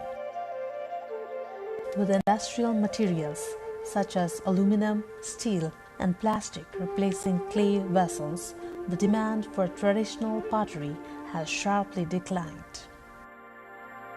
Many Kumal families have moved to agriculture, labor, service work, or small businesses. Modern education and new employment opportunities are reshaping the choices of younger generations. Their hands do not merely shape clay, they sculpt culture, memory, and the foundation of Nepal's artistic soul. The Kumal community stands at a historic crossroads between tradition and modernity, memory and transition. Their identity is closely tied to clay, yet their future relies on adapting to changing socio-economic landscapes. Their story is not only about pottery, but resilience of a people who shaped Nepal's cultural foundation long before industry and technology. The preservation of Kumal heritage is not a matter of nostalgia. It is a recognition of indigenous knowledge, cultural diversity, and history shaped by hands that turn earth into life. If the story of Nepal is one of civilizations formed by soil and river, then the Kumal legacy will always remain at its foundation.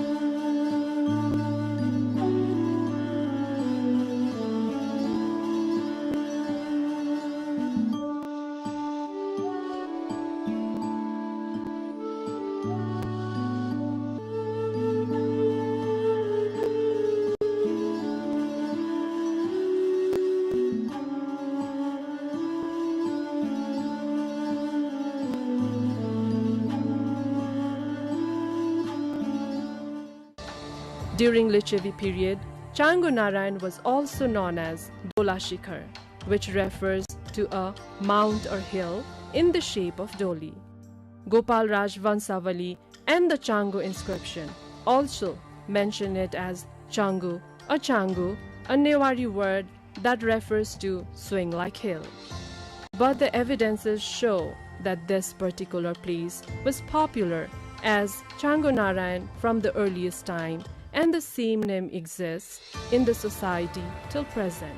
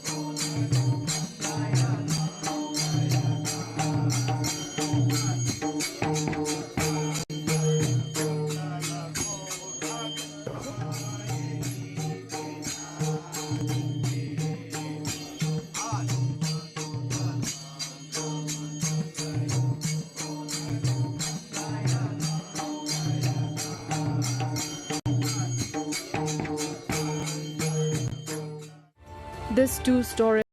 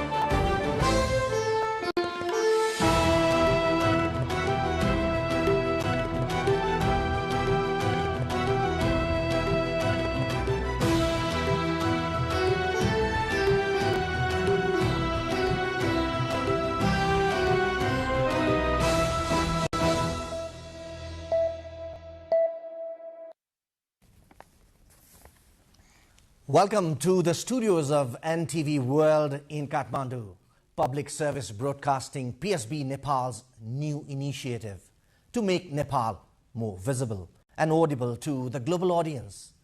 Welcome on board.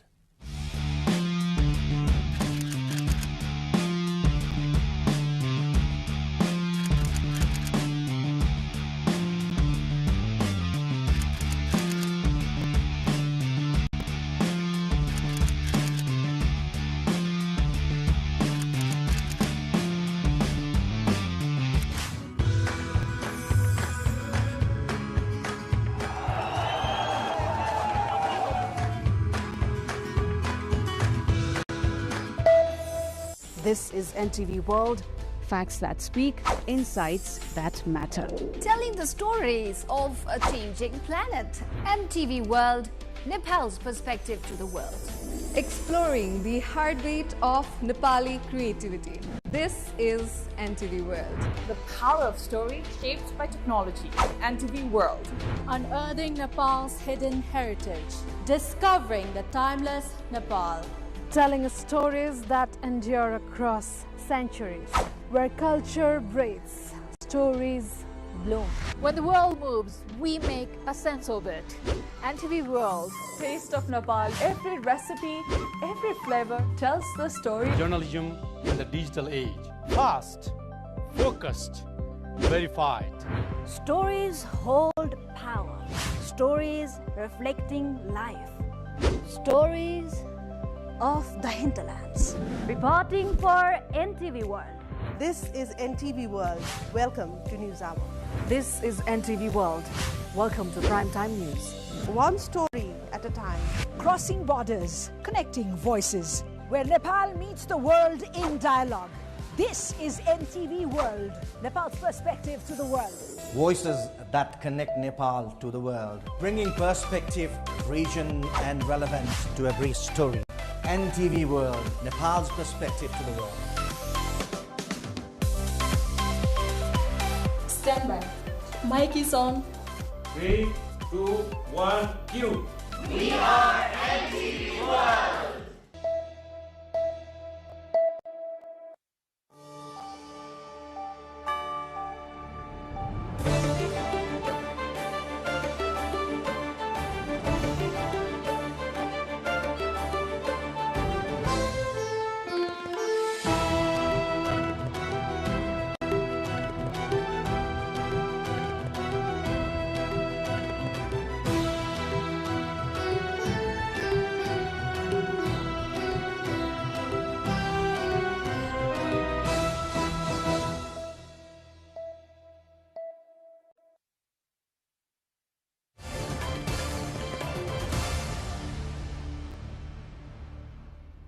Bangladesh's new Prime Minister has been sworn in after his party's landslide win in last week's parliamentary elections, the country's first since the massive 2024 uprising, and a vote billed as the key to nation's future political landscape. Prime Minister Tariq Rahman, whose term will last the next 5 years, is the son of former Prime Minister Khaleda Zia and former President Zia-ur-Rahman. He is also Bangladesh's first male Prime Minister in 35 years. Since 1991, when Bangladesh returned to democracy, either Rahman's mother Khaleda Zia or her arch-rival Sheikh Hasina has served as prime ministers. The country's president Mohammad Sahibuddin administered the oath of office for Rahman. Dozens of cabinet members and members of the new government are also sworn in. Rahman's Bangladesh Nationalist Party and its allies own 212 seats in the 350-member parliament, while an 11-party alliance led by the Jamaat-e-Islami party, the country's largest Islamist party, owns 77 seats to be in the opposition. A new party, the Nationalist Citizen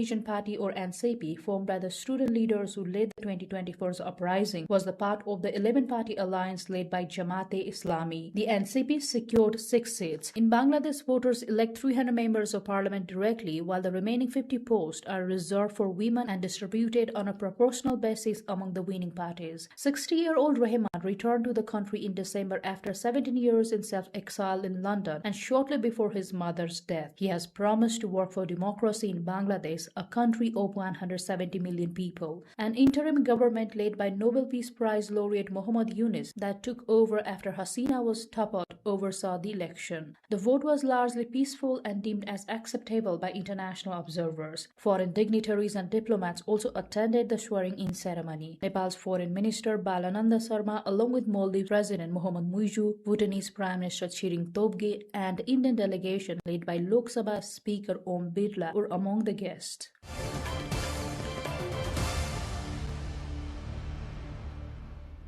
Iran's Supreme Leader Ayatollah Ali Khamenei has warned that a U.S. warship deployed in the Gulf could be sunk as nuclear negotiations between Tehran and Washington formally get underway. Speaking amid renewed diplomatic efforts, Khamenei said Iran has the capability to respond to any military threat in remarks widely seen as a signal of deterrence ahead of the talks. Meanwhile, Iran's Islamic Revolutionary Guard Corps IRGC released images of military exercises conducted in the Strait of Hormuz, a critical choke point through which a significant portion of the world's oil supplies pass. State media reported that the drills showcased missile, drone and naval operations and were held on the eve of discussions with the United States. The parallel display of military strength and diplomatic engagement underscores the fragile atmosphere surrounding the talks, which are expected to focus on Iran's nuclear program and the possibility of easing economic sanctions.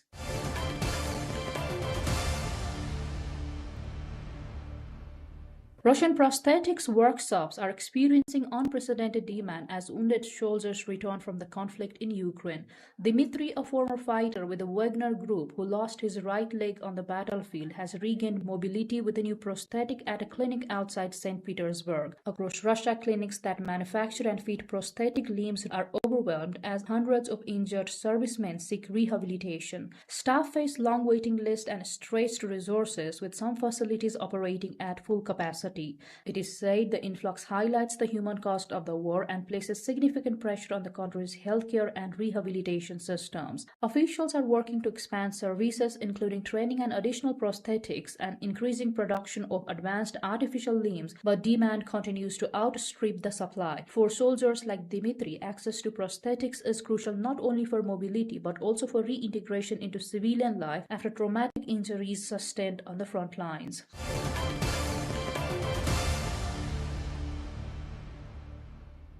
Garbage-choked streets, overflowing landfills, and the looming threat of trash avalanches are increasingly affecting Greater Jakarta as the world's most populous metropolitan area struggles with a growing waste crisis. The Indonesian capital and its surrounding satellite cities are home to some 42 million people. Together, they generate an estimated 14,000 tons of waste every day, straining collection services and landfill capacities. Local authorities are facing mounting pressure to improve waste management infrastructure, but chronic underfunding, population growth, and inadequate public awareness hinder the efforts. Environmental groups warn that without urgent action, the crisis could pose serious health risks, damage waterways, and contribute to long-term pollution in the region. Landfills around the capital are reaching capacity faster than anticipated, prompting calls for more sustainable solutions such as recycling, composting, and waste-to-energy initiatives.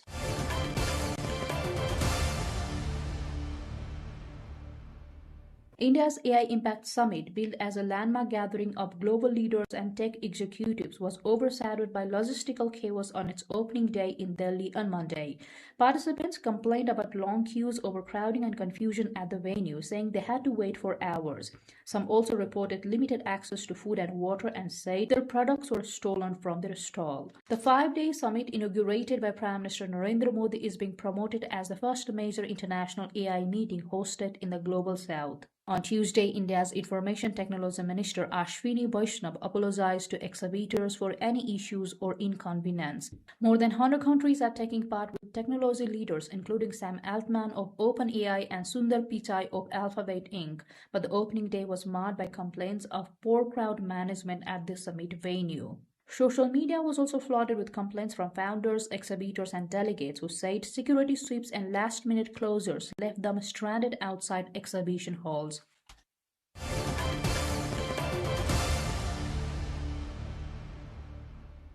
A natural spring in southeastern Turkey that had nearly dried up following 2023's devastating earthquakes and prolonged drought has been revived after weeks of heavy rain and snowfall. Many underground water sources in the region saw their flow reduced or completely cut off after the powerful February 6 earthquakes, which struck southern Turkey and caused widespread destruction both above and below ground. Experts and residents said shifting fault lines altered subterranean water channels, while dry seasons linked to rising temperatures further reduced water levels. One such spring, located in Bahçe village in the central district of Adıyaman province, has dwindled to a near standstill after the disaster, with only a small amount of water emerging from between the rocks. Following sustained rainfall and snow over the past month, the spring has returned to life, with water now cascading forcefully through the rocky terrain, resembling its flow from decades ago. Residents visiting the area gathered to watch the revived waters and take photographs, describing the transformation as a welcome sign after months of concern over dwindling natural resources.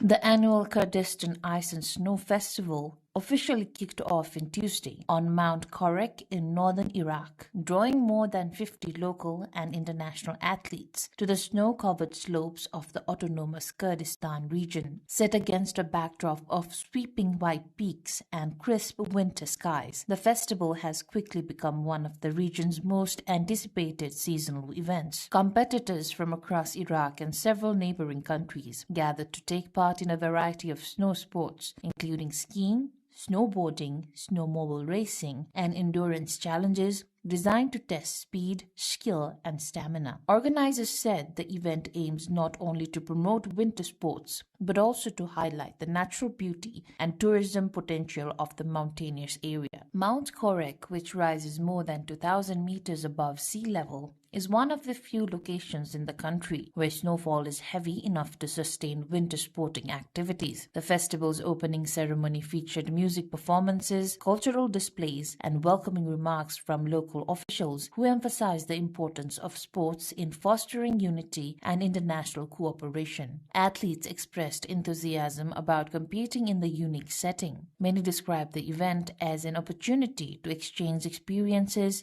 build friendships, and encourage greater interest in winter sports among young people in the region.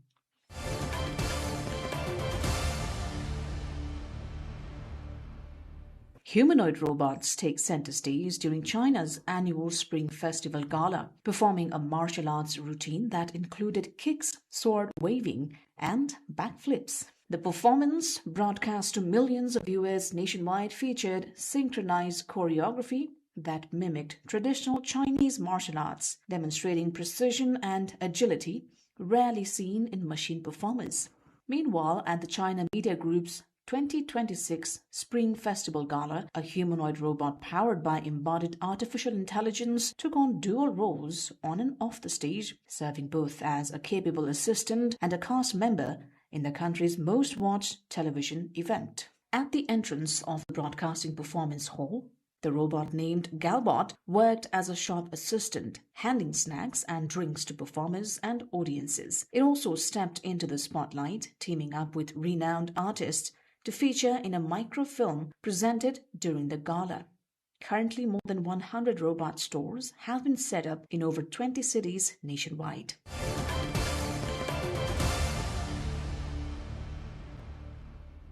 In Hong Kong, on the first day of the Lunar New Year, some went to Lam Tsuen Wishing Tree in Tai Po to seek blessings. Although there was light rain in the morning, many people still arrived at Lam Tsuen early to throw wishing placards, to make wishes and pray for blessings. Among them were many families who came together to pray for safety and peace. Some said throwing wishing placards is a Lunar New Year tradition they observe every year, and even poor weather does not stop them from hitting the target with a single throw.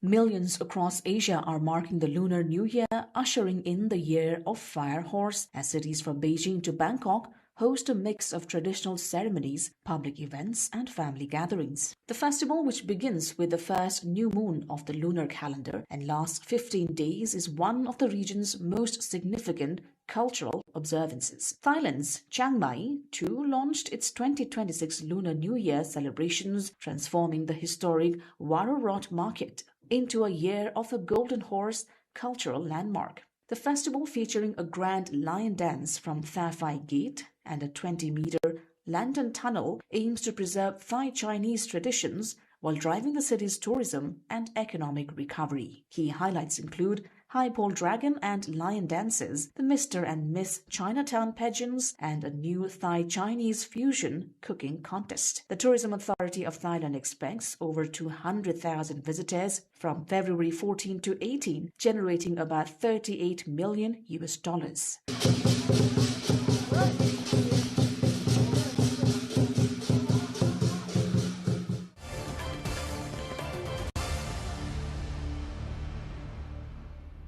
The second night of Rio de Janeiro's Carnival parades at the Samba Drome opened with a vibrant display from the Mocidade Independente de Padre Miguel Samba School, paying tribute to the late Rita Lee. The performance featured an explosion of bright colors, elaborate costumes, and a psychedelic visual aesthetic inspired by the legendary Brazilian rock singer and composer whose songs have become feminist anthems across generations. Dancers, musicians, and floats wove together Lee's musical legacy with traditional samba rhythms, captivating both the live audience and viewers watching nationwide broadcasts. Organizers describe the tribute as a celebration of Lee's contributions to Brazilian culture and her pioneering role in promoting women's voices in music. Spectator highlighted the emotional impact of the performance, with several noting that the parade successfully blended contemporary artistic expression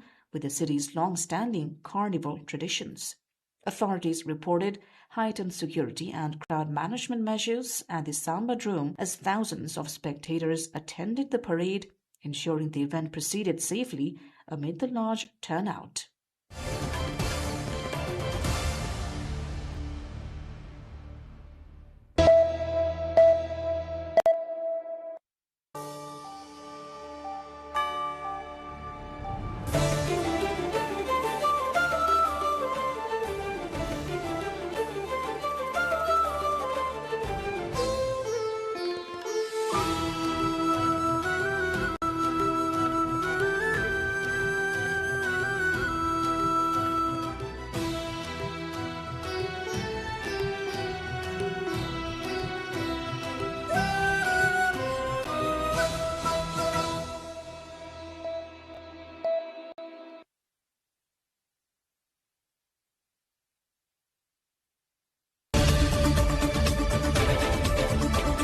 Hello and welcome to The Perspective on NTV World. I am Sabika Shrestha, your host for the weekly current affairs program. Here we pick the major news of the week, unpack its significance and examine how today's decisions shape tomorrow's direction. This week's key issues centered on election-related developments and governance matters. The Election Commission issued a 64-point directive to regulate political parties ahead of the House of Representatives election. Concerns were raised over the lower number of women on the voter list despite their larger share in the population. Ballot papers were distributed nationwide and candidates were required to open separate bank accounts to ensure transparency in election spending. Discussions also covered voter education, election police recruitment, party manifestos, and the link between elections and the economy. Other major concerns included stagnation in the corruption control, delays in license printing, improvements in passport services, and a review of the fiscal budget for 2082-83. With the manifesto clock expired, only a handful of parties have put their cards on the table for March 5 polls. This leaves voters unsure about what each contender actually stands for. Diksha Awasthi brings more.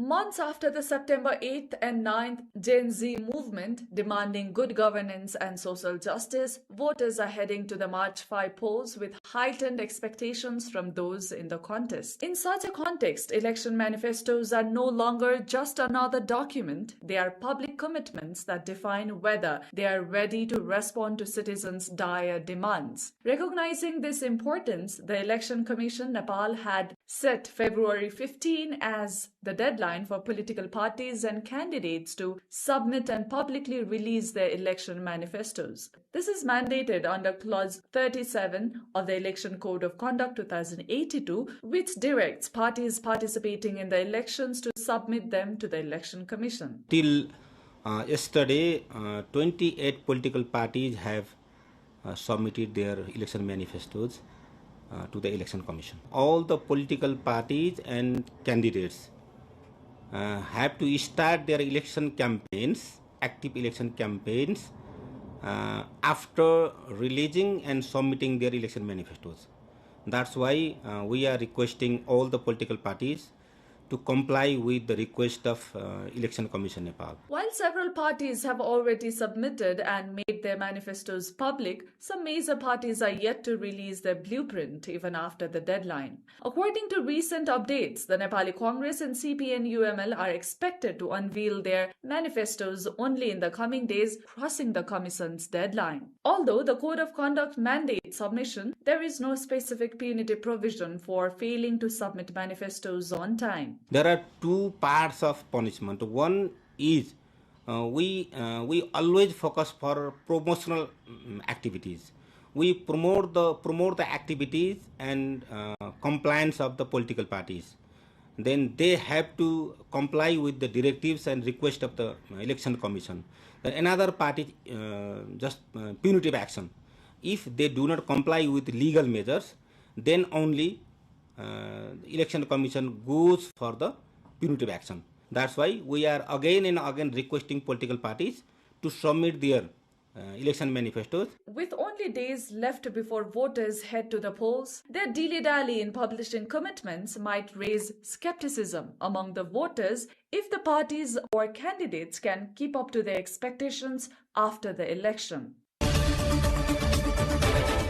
The Election Commission of Nepal has issued a 64-point directive to regulate political parties ahead of the House of Representatives election on March 5. Campaigning included rallies and door-to-door activities began from Monday and is permitted only till March 2 between 7 a.m. and 7 p.m.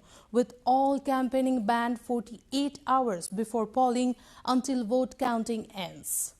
All election-related expenses must go through banks. Contributions above 25,000 rupees require bank transfers, and full expense reports must be submitted within 35 days, while distribution of election symbol materials, digital boards, wall writing, plastics and polythene is prohibited. Candidates are limited to 2 authorized vehicles, cannot use government vehicles or involve children, and those measures aim to ensure transparency, fairness and proper conduct in the elections. Women form the majority of Nepal's population, yet they remain underrepresented in voter rolls and electoral politics. Despite making up 51.1% of Nepal's population, they account for only 48.9% of registered voters for the House of Representatives election.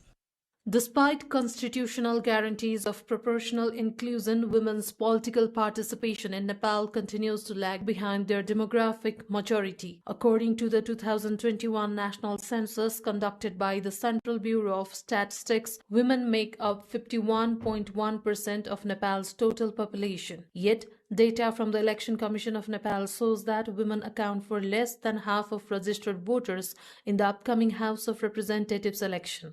Out of 18.9 million registered voters, women comprise roughly 48.9%, while men make up 51.1%. The gap is striking. Although women outnumber men in the population by more than 6,50,000, there are over 4,23,000 fewer female voters than male voters. Observers say the disparity highlights structural and social barriers that continue to exclude women from full political participation. Suman Ghimire, Information Officer at the Election Commission, acknowledged the institutional and logistical challenges. मतदाता नामावली दर्ता सङ्कलन एवं अध्यावधि कार्यक्रम भन्छौँ हामी त्यो कार्यक्रमको बेला चाहिँ हामीले गर्नुपर्ने शिक्षा अलि कम भएको कि कम प्रभावकारी भएको कि एउटा त्यो पनि एउटा कारण हुन सक्छ र अर्को चाहिँ यो पटक हामीले सङ्कलन जहिले पनि जति पनि गर्यौं हामीले मतदाता नामावली सङ्कलन यो चाहिँ सदरमुकाममा जिल्ला सदरमुकाममा जानुपर्ने भयो पछिल्लो कालमा चाहिँ 6-7 दिन हामीले जुन एनआईडी बाट सङ्कलन गर्यौं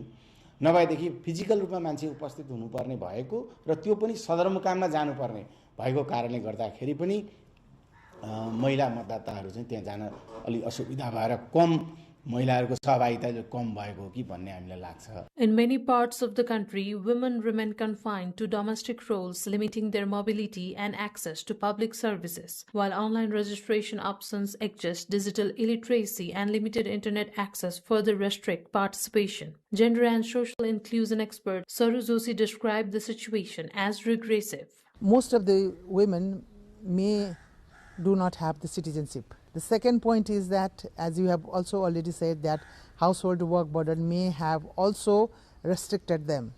The third thing is that they may not have a smartphone or the computer. Access to those appliances may have also limited their registration. A fourth is that most of the women are in informal work, informal sector. So, their 1 day's, wage, salary, is very important for them to go to the Sadar Mukam or to other places to go and register. Many of them may not have the information as well. She emphasized that political participation is not only about voting but also about representation and decision-making power. Although Nepal's constitution mandates proportional representation, women's candidacy in directly elected seats remains significantly low. 6 times women are more overburdened by the household work. And in South Asia, Nepal's this statistic is high. So we also have to consider what are the other factors that is impacting women. In 2022 election, there were 335,000 plus lesser women voter. This time in 2026, 427,000 plus women are less as a voter. It is a really serious issue that I think Ministry of Women, Children and Social Welfare or the Women Commission, they should really do some research on that, why there are lesser women. As Nepal prepares for another election cycle, the gap between constitutional ideals and ground realities underscores the urgent need for stronger policies and inclusive implementation to ensure genuine political empowerment for women. The Election Commission is running a nationwide voter education drive to reduce invalid ballots and promote informed participation. Election officials say the ongoing campaign, which combines traditional outreach with digital tools, is crucial for reaching citizens in remote areas, many of whom have limited formal education, as past efforts launched late also struggled to prevent voting errors. Here's a report.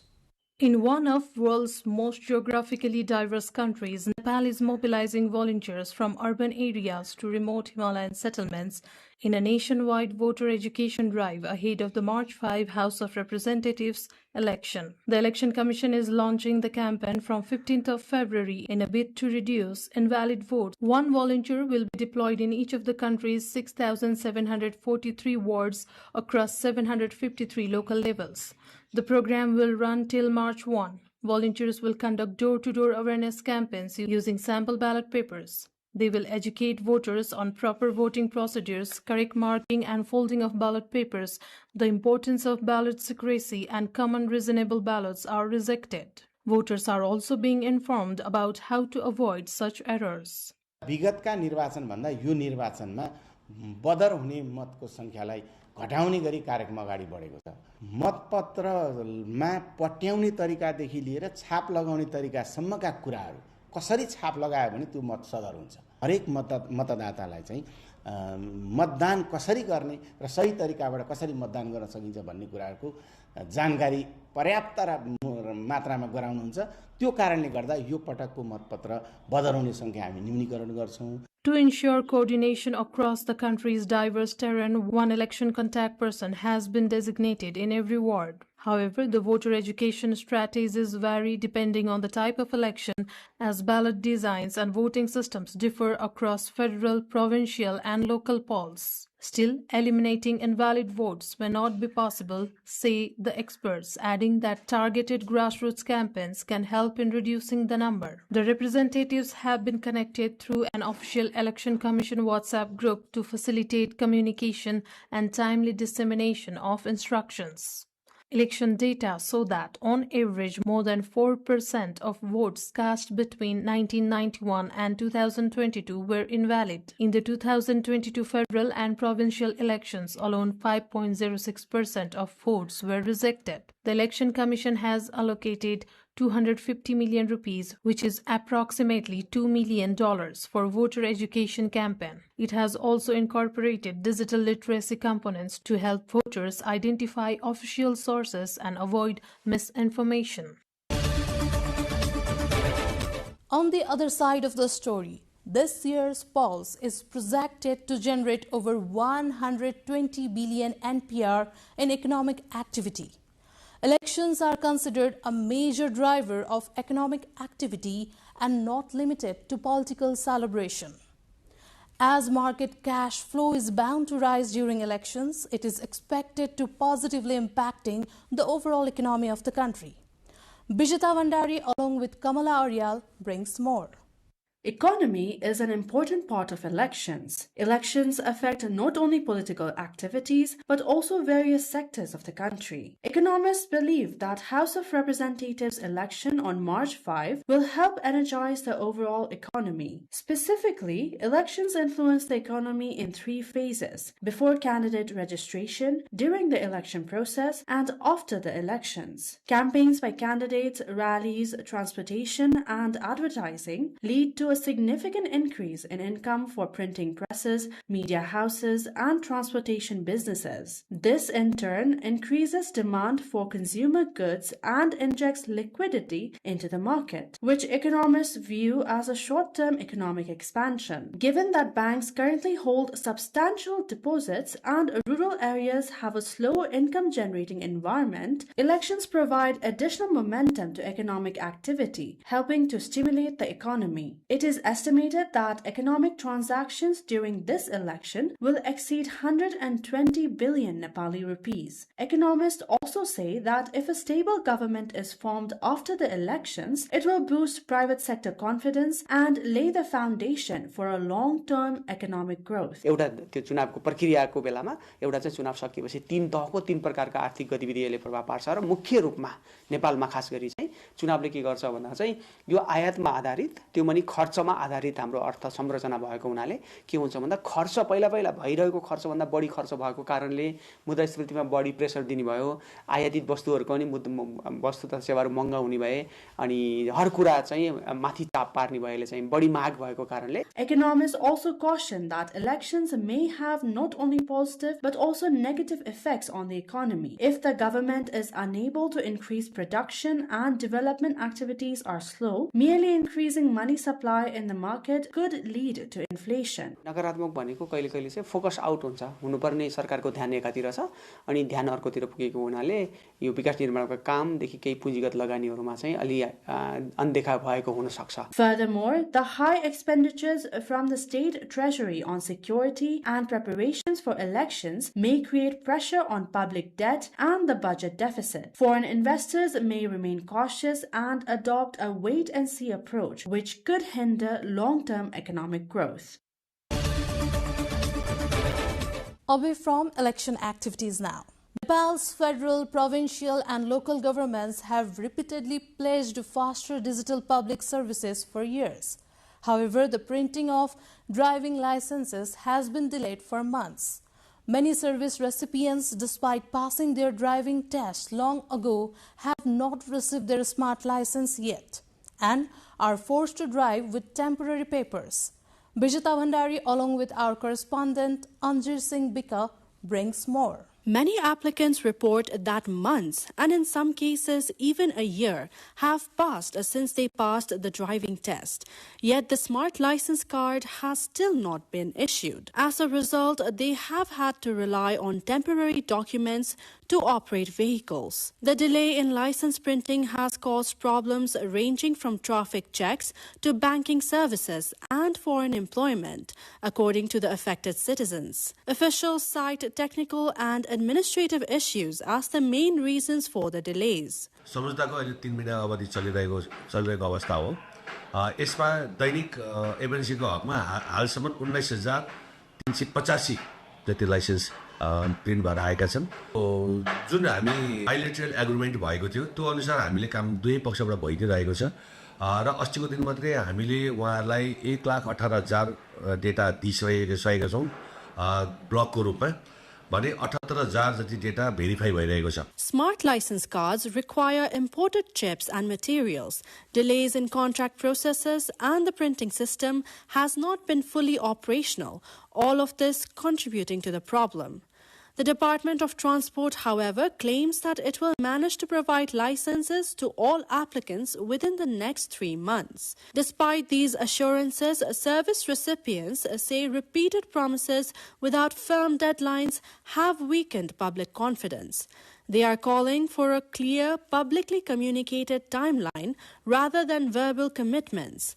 As Nepal continues to promote digital governance and efficient service delivery, the unresolved license printing delays highlight the gap between policy ambitions and on-the-ground implementation. Whether the department meets its 3-month target will be a key test of public trust in Nepal's digital transition.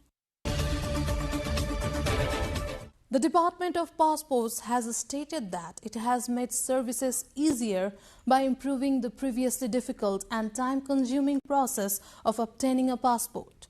The department now completes registration within an hour and issues passports within 2 days. However, some service recipients still complain that the system is not yet fully organized. We have a report. आधी घण्टासम्म लाग्यो त्यो यस्तै भन्न चाहन्छु कि कहीँ भी नपर्खिनु पर्ने के जनतालाई छिटै छिटै काम बटाउदिनु होला एकैछिनमा भयो अब 3 दिन आउनु भन्नु भएको छ लाइन लाग्दा पनि अलि छिटै हो उहाँहरूले छिटै गर्नुको सर्भिस छिटै दिनुभयो उहाँहरूले This is the statement of a citizen who came to apply for a passport. In the past, people had to stand in a very long queues and wait for hours just to obtain a passport. But on Tuesday, applicants who visited the Department of Passports completed their passport-related procedures within an hour of registration. The department asked them to return on Wednesday to collect their passports. Recently, after improvements in the passport distribution process, the general public has started receiving passport more conveniently. Earlier, even after standing in line for hours, people had to wait up to a week to get an urgent passport. Now, the department completes registration within an hour and issues passports within 2 days. Moreover, those applying from districts receive their passports within 10 to 12 days, according to the department.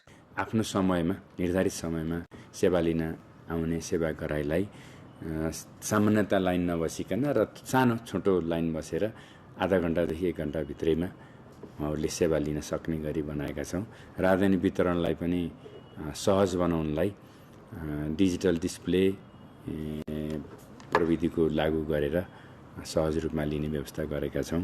अनि जिल्ला इलाका प्रशासन र विदेशी स्थित नियोगमा पनि प्रत्येक 7 दिनदेखि 15 दिन भित्रमा छपाई त्यसको लट बेसिसमा हुन्छ। However, some service recipients still complain that the department's services are not yet well managed. गरे त्यो नम्बर भन्छ गरे यो नम्बर भन्छ राम्रोसँग करेक्ट इन्फर्मेसन चाहिँ उहाँले दिन सक्नु भएको छैन के गरे त्यहाँ जाऊ भन्छ गरे त्यहाँ जाऊ भन्छ सानो बच्चा छ यता कमसेकम बच्चा लिने मान्छेलाई चाहिँ अलि फ्यासिलिटी दिनुपर्छ उहाँहरूले चाहिँ। The department has also stated that there are no problems regarding passport availability. Under a new agreement for passport printing, the process to print 6.4 million passports, enough for the next 5 years, has already begun. The department currently has a stock of 500,000 passports until next Jesta. At present, based on demand, the department is distributing passports nationwide at full capacity, issuing around 4,000 to 6,000 passports daily. The government has downsized the budget for the current fiscal year 2082-83 following a mid-term review. According to the Ministry of Finances half-yearly assessment, total expenditure has been revised down to 1.68 trillion rupees, a cut of more than 14% from the original budget of 1.96 trillion rupees. Current capital and fiscal management expenditures have all been reduced, with capital spending seeing the sharpest cut. Revenue mobilization remains estimated at 1.48 trillion rupees, with nearly 90% expected from tax revenue, largely driven by indirect taxes. The revised budget aims to achieve 6% economic growth and limit inflation to 5.5%. The Finance Ministry cited post-protest instability, project reprioritization, election costs, and weak capital expenditure performance as key reasons for the revision. Spending priorities have been set on reconstruction, strategic projects, and mandatory obligations, while unprepared and low-impact programs have been put on hold. That's the perspective for this week. We will be back next week with major highlights of the week. Thank you for watching NTV World.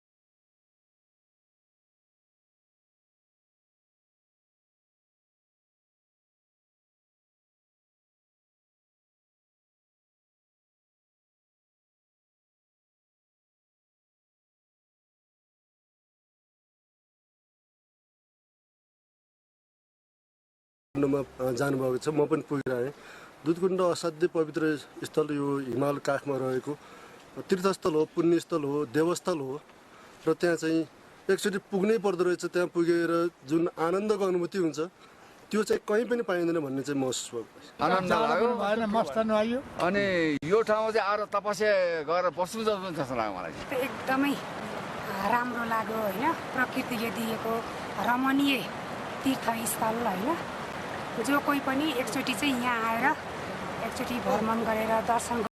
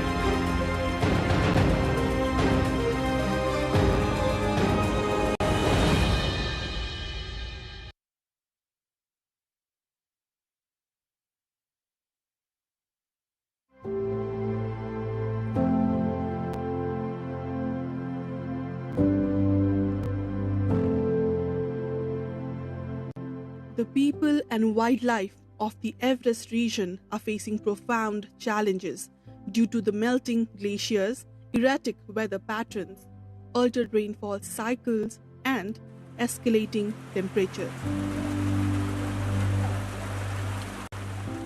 Shrinking glaciers are the growing expanse of glacial lakes in the Himalayas, heightening the threat of sudden and catastrophic disasters.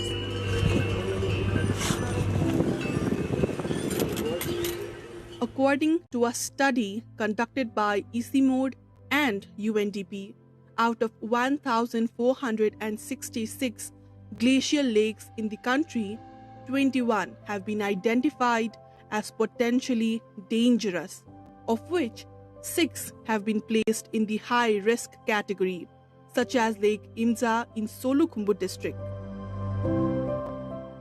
Rapid glacial melting, glacial lake outbursts, and unusual flooding are rare phenomena in the Everest region.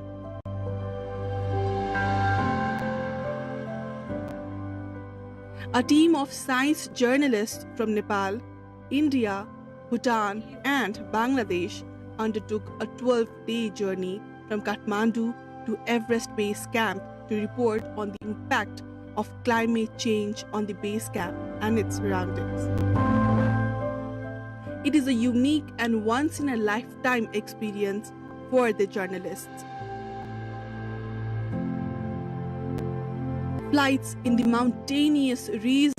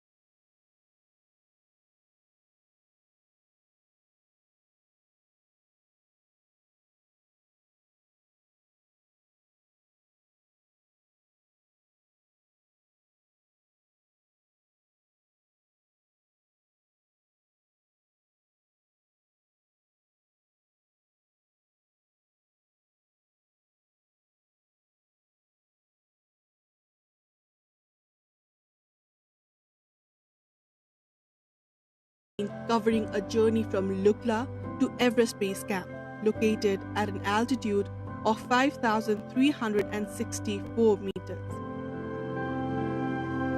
A group of 19 comprising science journalists, mentors, and 6 Sherpas assistants have begun the trek along the trail. As a group, people pass through Himalayan villages.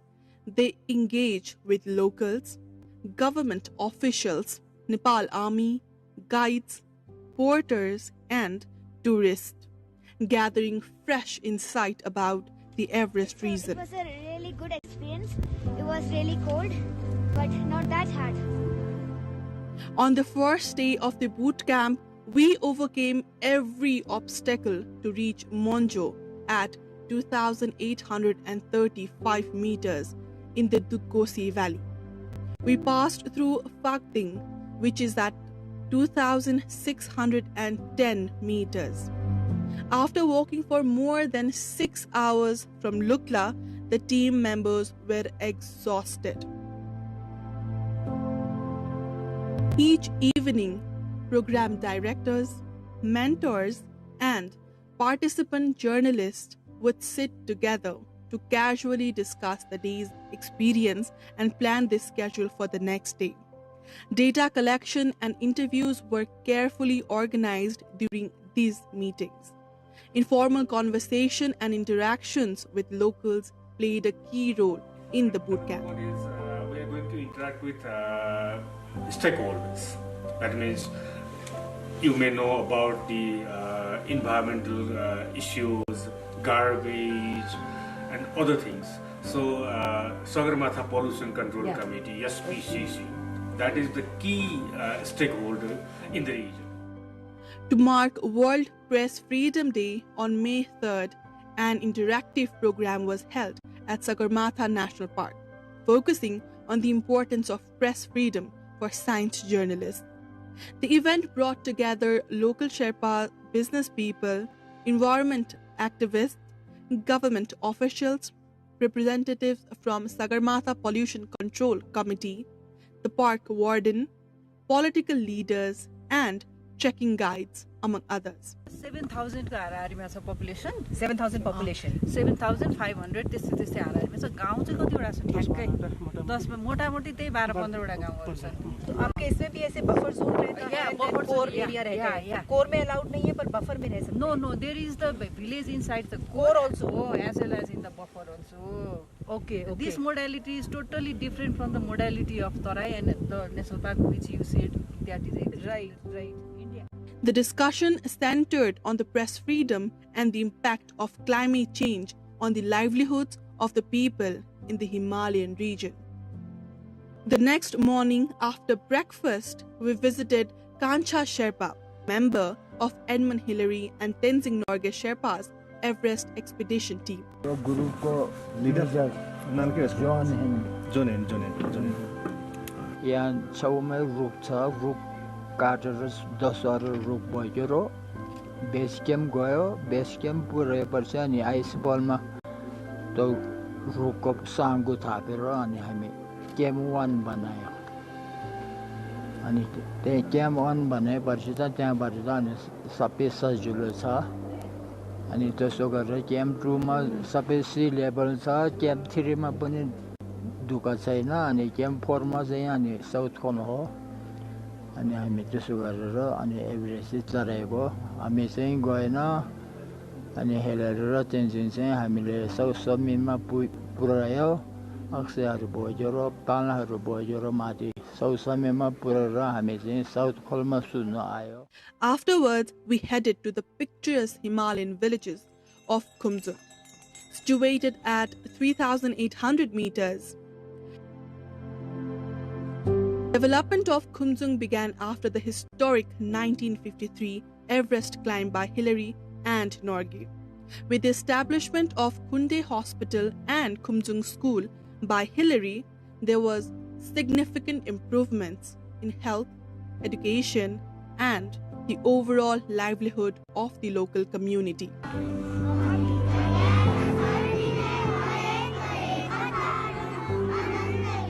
The team walked along steep trails, greeted by blooming rhododendrons, and reached Tengboche at 3,867 meters on the 4th day, where they spent the night.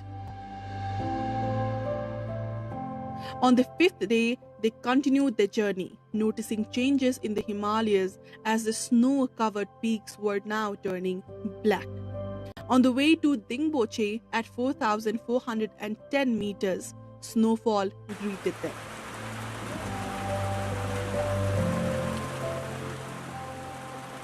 To acclimatize to the altitude, the team stayed in Dingboche on the 6th day. On the 7th day, they moved on to Lobuche, crossing the steep Thukpa Pass.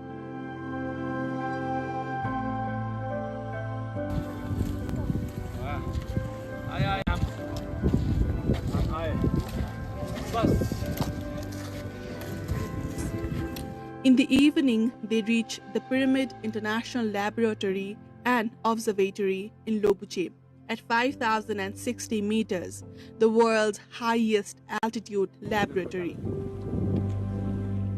During this, they also had an insightful interaction session with an international glaciologist, learning about the changes at Everest Base Camp. Here in the region, with the French, we measure the Mera Glacier up until the peak.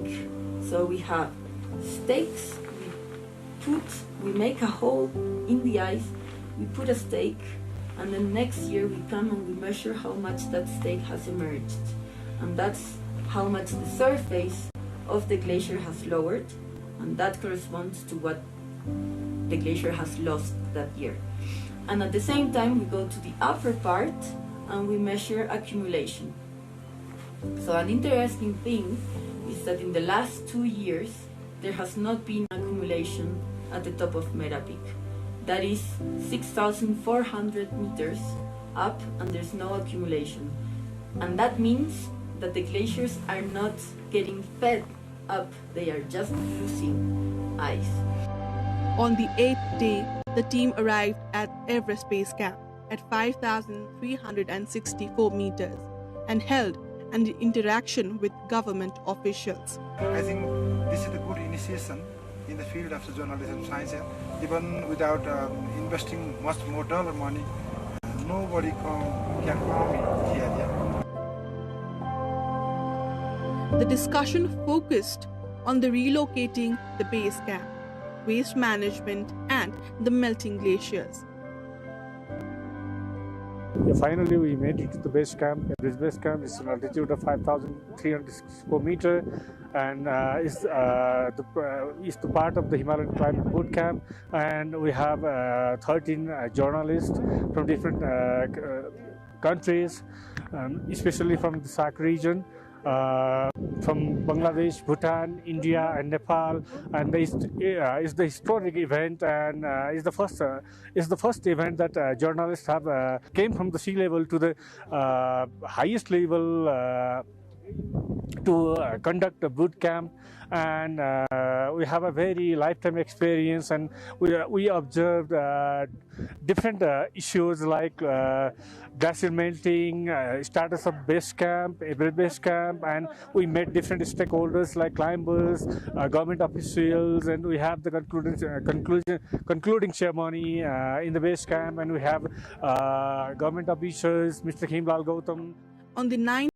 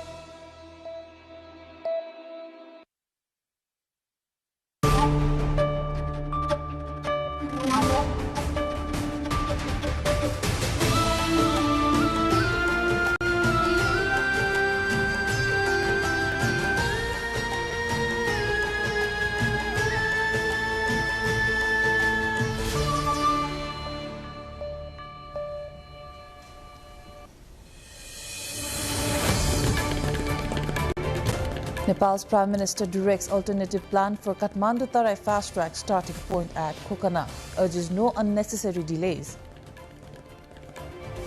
16 days remain before Nepal's House of Representatives election. Candidates launch door-to-door campaigns and digital outreach. At least 14 people, including 11 security personnel, 3 civilians and a child killed in a series of violent incidents in Pakistan. Bangladesh Nationalist Party leader Tariq Rahman sworn in as Bangladesh's Prime Minister after his party's sweeping parliamentary election victory.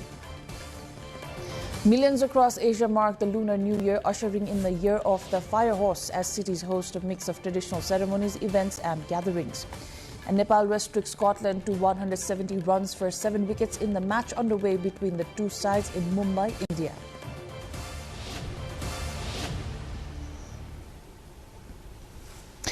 Good evening, I am April Singh Lama and this is NTV World News Hour coming to you live from Kathmandu at 2200 hours Nepal time.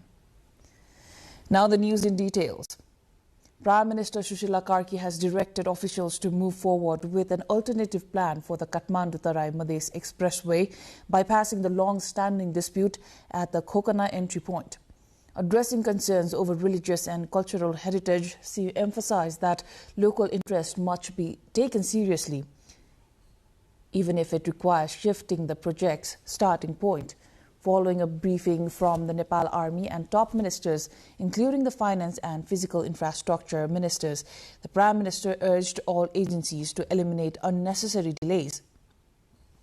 She stressed that national pride projects must not remain stalled due to disputes, calling for swift completion to ensure the country's development remains on track.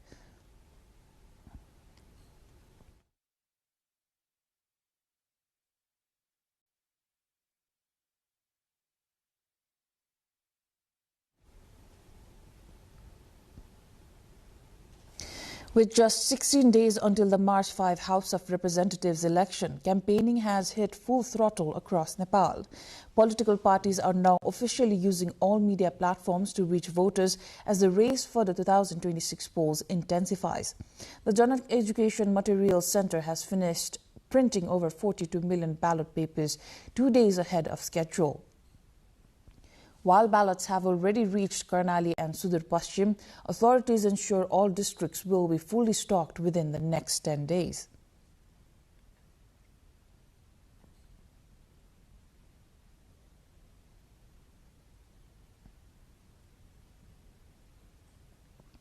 With 16 days until the March 5 election, the Election Commission is partnering with social media creators to boost voter turnout following previously low participation. By leveraging Nepal's 14 million digital users, officials aim to bridge information gaps and engage younger audiences with verified polling data. This digital push seeks to counter misinformation and use creative content to ensure higher, more responsible democratic participation at the ballot box. More in our cover story later in the bulletin.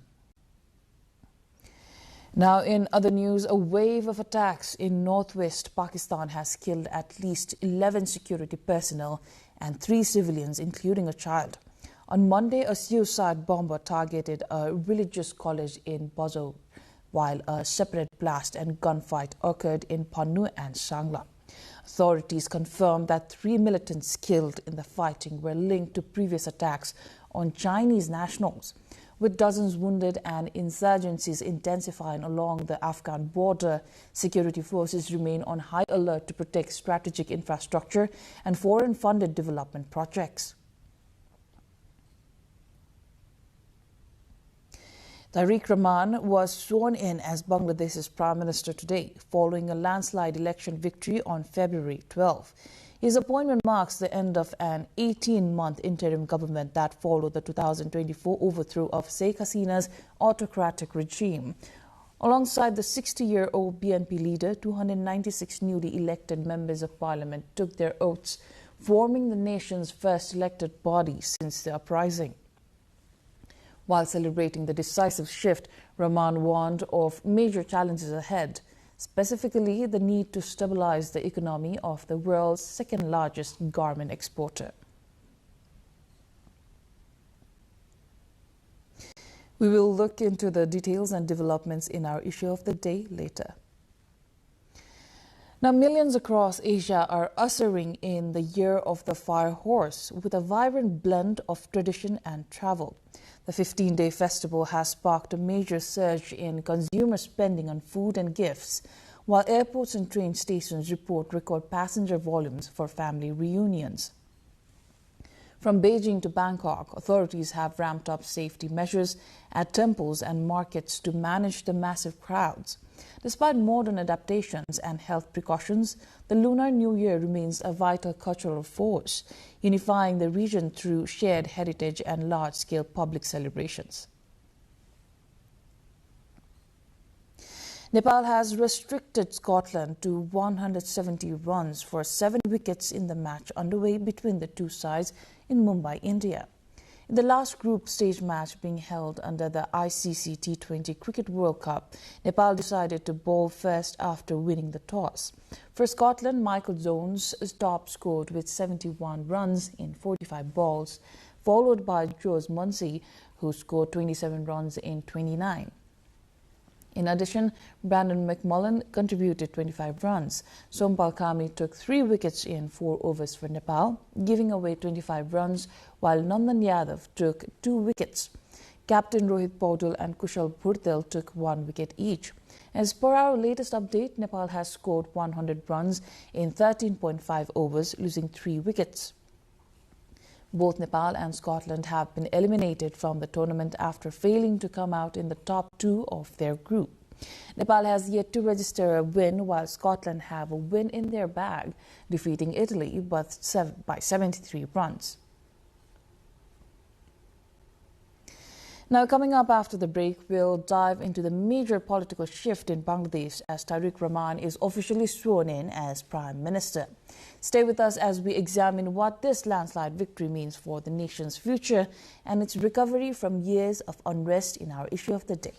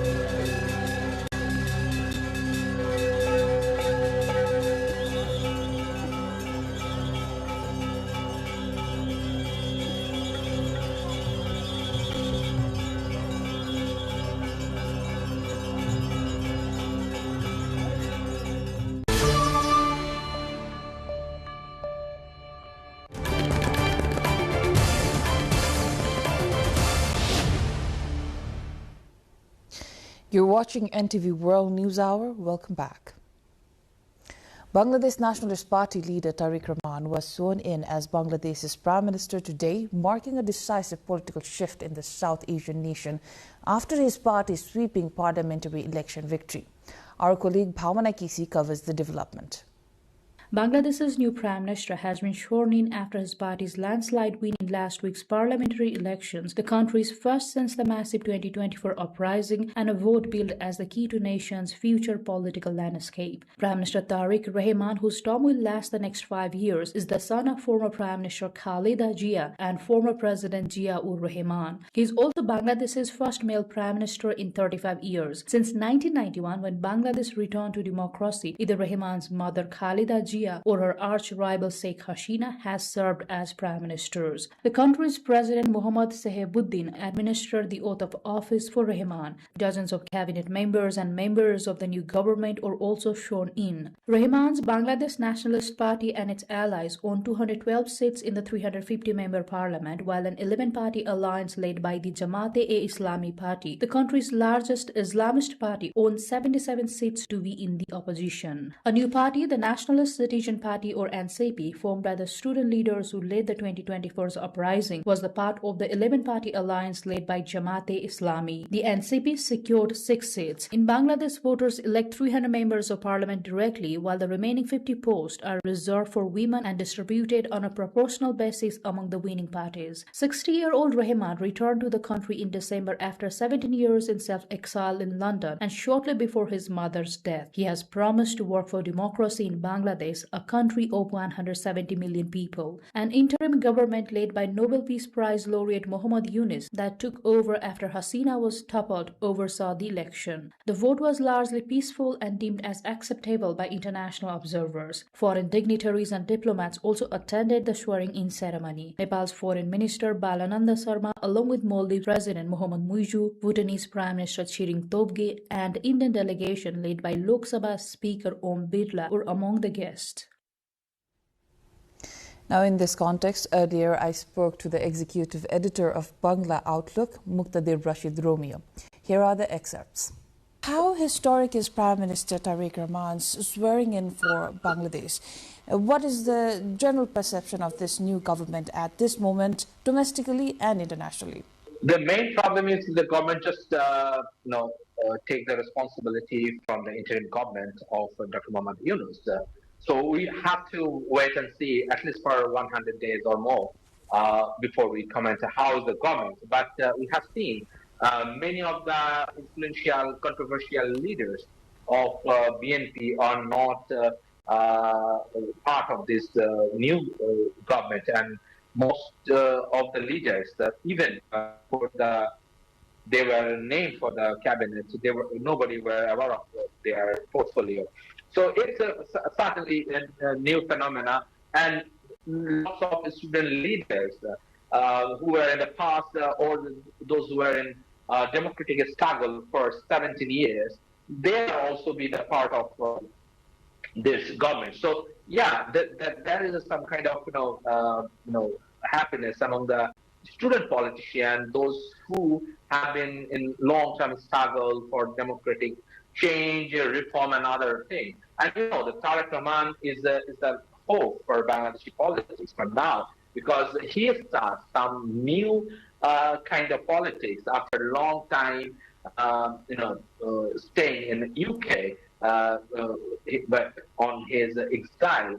When he was there, so he was very much connected with the political friends, comrades, and others. And when he returned last year, he tried to start a new era, and he said that we want to make this country for all, and we want to eliminate the discrimination. And now the election, once it finished, and then the government is formed, that there are some changes, in terms of his attitude and other things, which is very significant, because in past we never seen the opposition leaders are being visited by the winning party. That this is the first time we have seen that he has visited opposition Jamaat leader at his house, and also other major political party leaders were also seen taking pictures. Right. So Mr. Muqtadir, on that note, do you see this as a return to traditional BNP politics, or does it represent a new political direction for Bangladesh? Of course, I do believe that. I say that Tariq Rahman is hope for, currently, he's the hope for Bangladeshi democracy and other things. And he just started with new hope. First, he visited the opposition leader, which is very unprecedented in Bangladeshi political history, at least for my experience in the last 35 years. We haven't seen like this, because the people here wanted to see that political leaders, whether the rivals or opponents, after the election, they will shake hand and they will move on.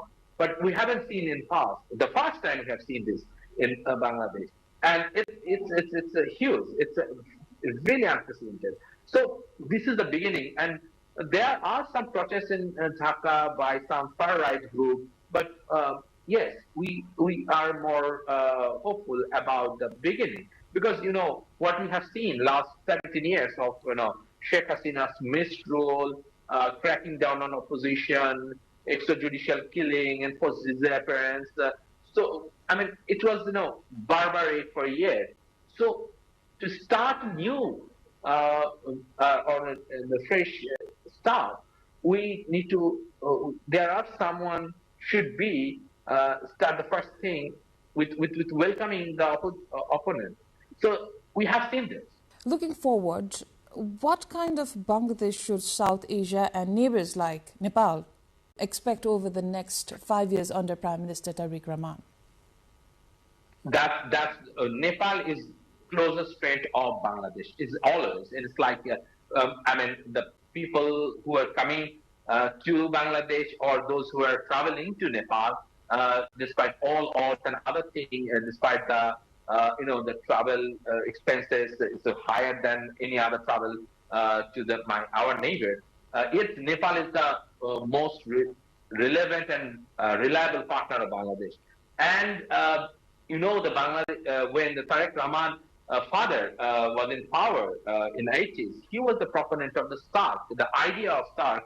And Tariq Rahman and his government, I believe that they wanted to have the revival of START, because the START is one of hope for South Asian countries, those who are not the major power like the Pakistan and India. So that would be a significant part. And the other thing is for the educational purpose. Many Nepali students are coming to Bangladesh for the medical education and higher studies. And I believe in the future it will be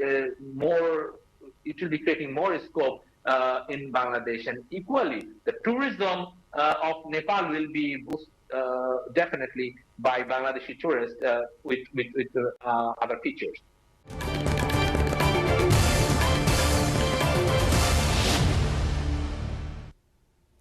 We'll go for another breather here. After the break, we'll look at how Nepal's Election Commission is leveraging social media influencers to drive voter turnout in a rapidly shifting political landscape. We'll also check the public opinion on these digital campaigns and reveal why over half of the candidates in Kathmandu have yet to open their mandatory election bank accounts.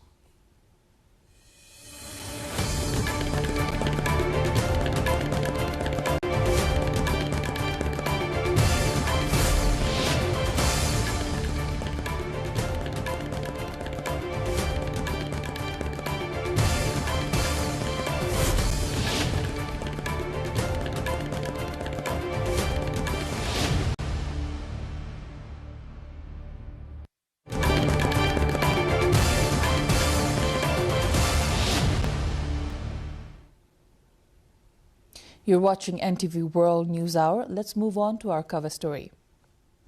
With just about a fortnight before Nepal's House of Representatives election, the Election Commission of Nepal is turning to social media influencers to boost voter turnout.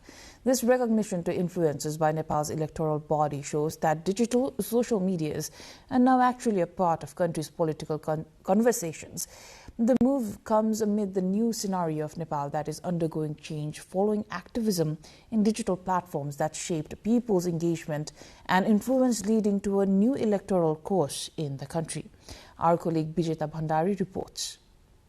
With just over 2 weeks remaining before Nepal votes in the House of Representatives elections, the Election Commission Nepal has stepped up efforts to engage voters, this time by turning towards social media creators. On Tuesday, the Commission convened a special interaction program for digital influencers and online content creators, looking to expand voter awareness and participation ahead of polling day on March 5. In the 2022 House of Representatives election, voter turnout was around 61%, leaving nearly 40% of eligible voters absent from the ballot. Nepal now counts more than 14 million social media identities across platforms such as Facebook, Instagram, and TikTok, a significant number in a country of roughly 30 million people. For many Nepalis, especially younger audiences, social media has become a primary space for news consumption and civic discussion. The rise of post-Gen Z political political movements in recent times has also highlighted the country's growing digital presence. Online platforms have not only shaped public debate, but even been used for choosing leadership candidates after the September 8 and 9 Gen Z protests, showing how influential digital spaces have become in Nepal's democratic process. Officials also highlighted that digital platforms can help bridge information gaps for people with low literacy levels by making the content visually accessible and easier to understand. The objective of Election Commission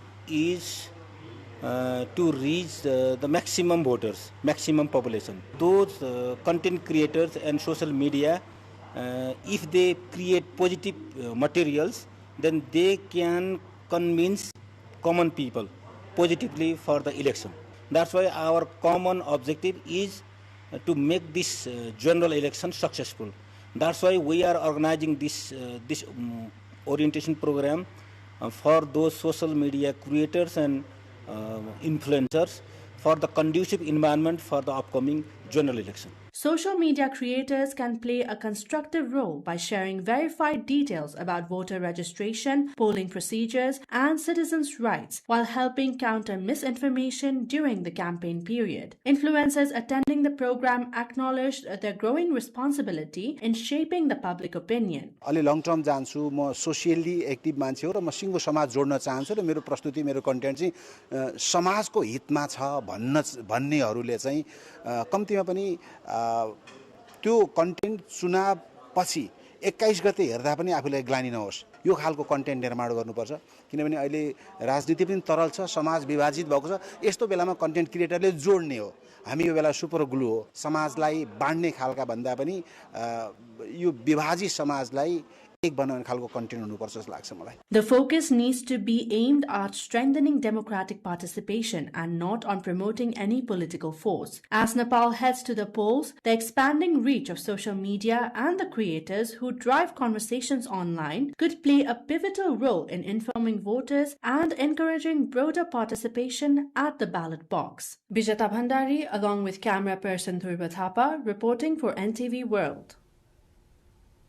In this context, today in our public post, we asked what role can influencers play in the upcoming elections. Here's what they had to say.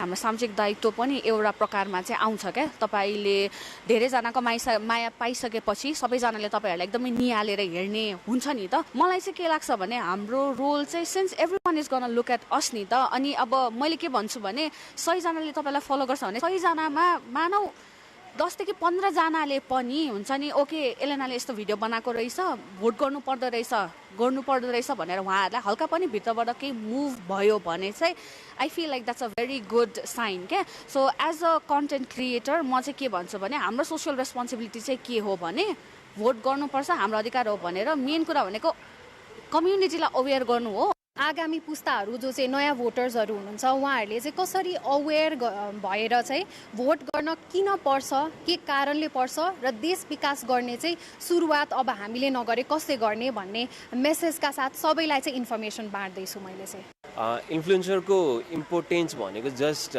Social मिडियाको लागि content creation मात्रै भन्दा पनि मान्छेहरूलाई चाहिँ positively influence गर्न पनि important छ सो एज अ इन्फ्लुएन्सर मैले जति गुड इन्फर्मेसन नन बायस इन्फर्मेसन जति पब्लिकमा डिस्ट्रिमिनेट गर्न सके र मान्छेहरूलाई चाहिँ भोट गर्न प्रोत्साहन गर्न सके र यो किन इम्पोर्टेन्ट छ भनेर मैले इन्फर्मेसन पास अन गर्न सकेँ भने आई थिंक त्यो चाहिँ एज अ इन्फ्लुएन्सर चाहिँ म सक्सेस भयो जस्तो लाग्छ पहिला जसरी या जो आए पनि त्यही त हो नि भनेर बसिन्थ्यो भोटर आइडी पनि लिनु हुन्थेन भने यो चोटी चाहिँ धेरै जनाले हामी जस्ता टिकटकर इन्फ्लुएन्सरहरूले पनि आवाज उठाइरहनु भएको कारणले पनि होला युवाहरू धेरै नै जाग्नु भएको छ सोशल मिडियाहरू जति पनि प्लेटफर्महरू युज गरिरहेको छु मैले र जति जनाले मलाई एज अ पब्लिक फिगर चिनिरहनु भएको छ उहाँहरुको लागि चाहिँ यो चोटीको मतदान चाहिँ दिनै पर्यो भनेर आवाज उठाउने हो टिकटक मार्फत हैन सोशल मिडिया मार्फत चाहिँ मैले चाहिँ कसरी हुन्छ यो चोटी चाहिँ चुनावमा भोट दिनै नै पर्छ यसकारण दिनुपर्छ भने त्यस्तो अगाडिको आन्दोलन देखिको कुरालाई ल्याएर मान्छे माझ हरेक मान्छेको माझमा चिनाउन ट्राई गर्दैछु कसरी इलेक्सनको चाहिँ अवेरनेस कसरी चाहिँ आफ्नो क्यान्डिडेट छान्ने आफ्नो क्यान्डिडेटको के योजनाहरू छ त्यो बुझ्ने र भोट गर्न अगाडि चाहिँ तपाईले जान्नुपर्ने कुराहरू आफ्नो क्यान्डिडेटलाई क्वेसन गर्न मिल्छ तपाईले यो कुराहरू सबै चाहिँ आफ्नो सोशल मिडियाबाट चाहिँ त्यसलाई चाहिँ अब प्रचार गर्न चाहन्छु In the capital city of Kathmandu, nearly half of the candidates for the upcoming March 5 House of Representatives election have failed to open mandatory bank accounts. Out of 250 candidates across 10 constituencies, only 120 have complied with the Election Commission's directive to handle campaign finances through official banking channels. Election officials have issued a final reminder that any financial support or expenditure exceeding 25,000 rupees must be processed through these dedicated accounts. Candidates are required to maintain all original receipts and statements for verification with spending limits set between 2.5 million and 3.3 million rupees depending on the region. Failure to utilize these accounts could lead to strict scrutiny as the Commission ramps up its oversight of campaign transparency.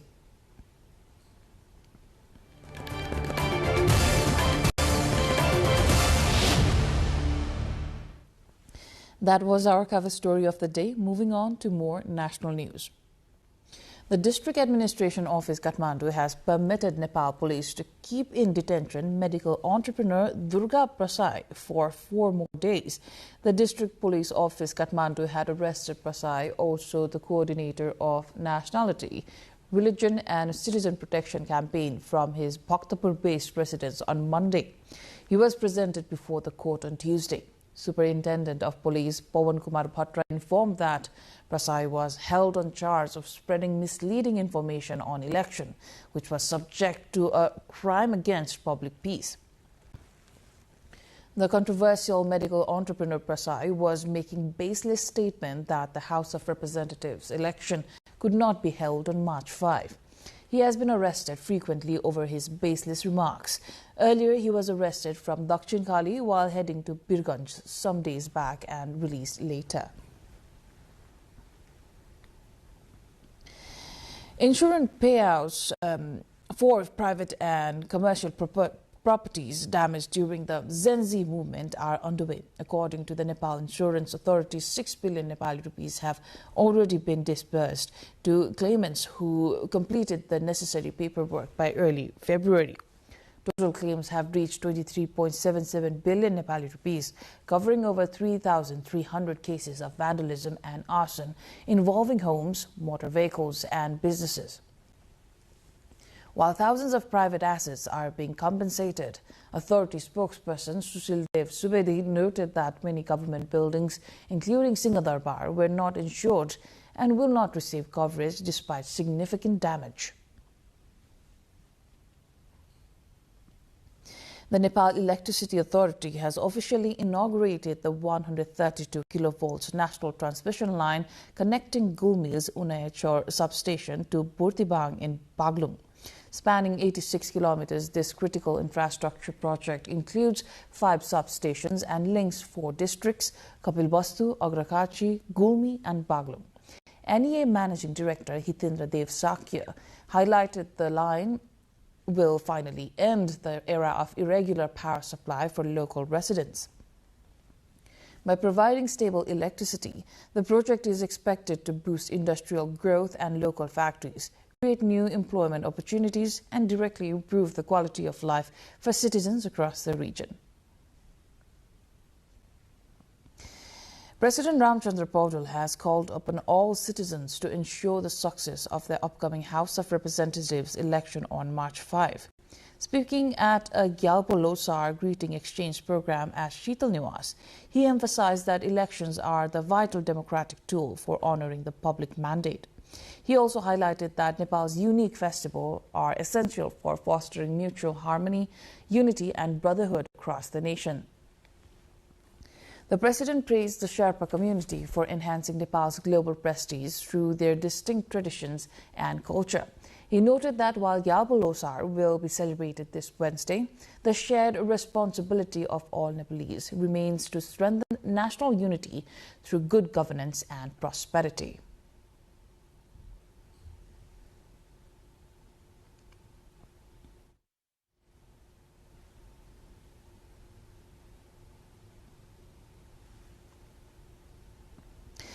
Following the Mahasivaratri festival, the Guti Sanstha and Pasupati Area Development Trust held a ritualistic farewell for over 4,000 sadhus from Nepal and India. The ceremony took place at the western gate of the Pasupatinath temple, where ascetics received cash offerings ranging from 551 to 11,000 rupees. In addition to financial aid, the saints were provided with 21 traditional ritual items, including woolen rugs and ceremonial fly whisks. This tradition, held on the new moon day of Fagun, concludes the festival period during which the PADT provided full food and accommodation for all visiting devotees.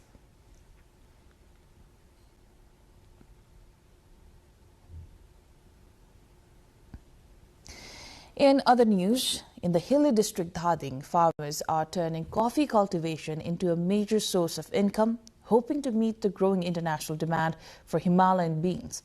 Once grown only on a trial basis on steep, barren land, coffee is now being cultivated commercially across the district.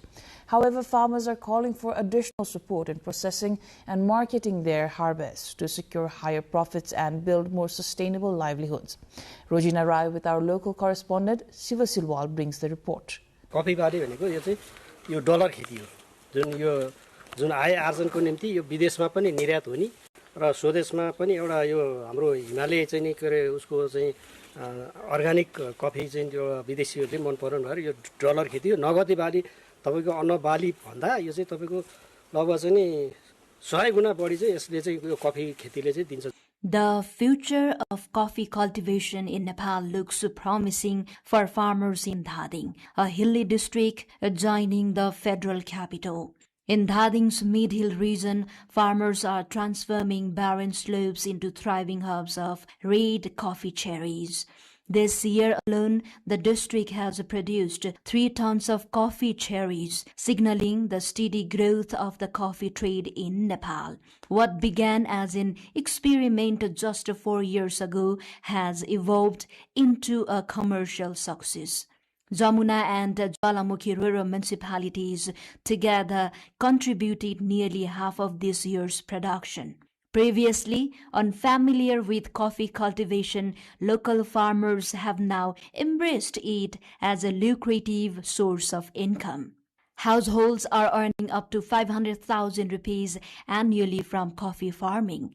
The surge in production has also fueled optimism about meeting growing international demand. While government support has played a role in boosting the coffee sector, farmers in Dhading continue to call for greater assistance, particularly in acquiring processing equipment. Access to better processing facilities would enable them to produce ready-to-sell coffee, reach higher value markets, and increase their earnings. Across the district, around 7 hectares are now dedicated to these high-value crops. Coffee is a potential high-value cash crop, especially in the mid-hills of the country.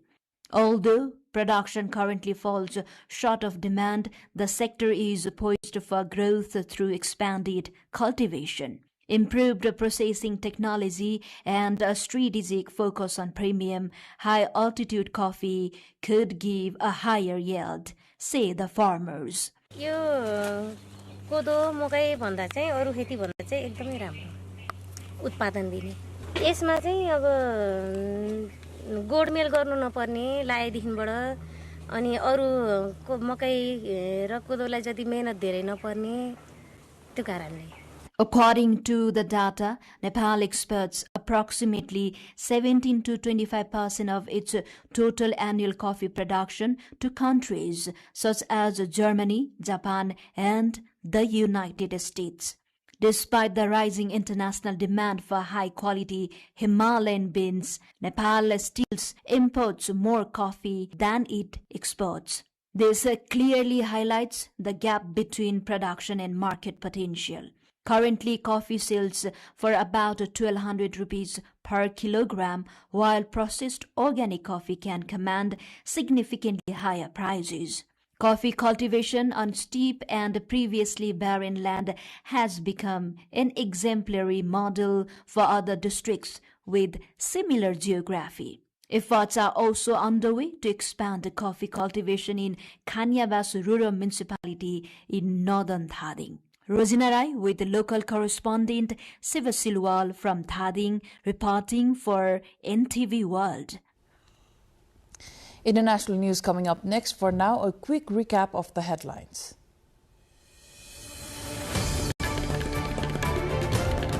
Nepal's Prime Minister directs alternative plan for Kathmandu-Tarai fast-track starting point at Kokana, urges no unnecessary delays. 16 days remain before Nepal's House of Representatives elections. Candidates launch door-to-door campaigns and digital outreach. At least 14 people, including 11 security personnel, 3 civilians and a child killed in a series of violent incidents in Pakistan. Bangladesh Nationalist Party leader Tariq Rahman sworn in as Bangladesh's Prime Minister after his party's sweeping parliamentary election victory. Millions across Asia mark the Lunar New Year, ushering in the Year of the Fire Horse as cities host a mix of traditional ceremonies, events and gatherings. And Nepal defeats Scotland by 7 wickets in its last group stage match of the ongoing ICC T20 World Cup.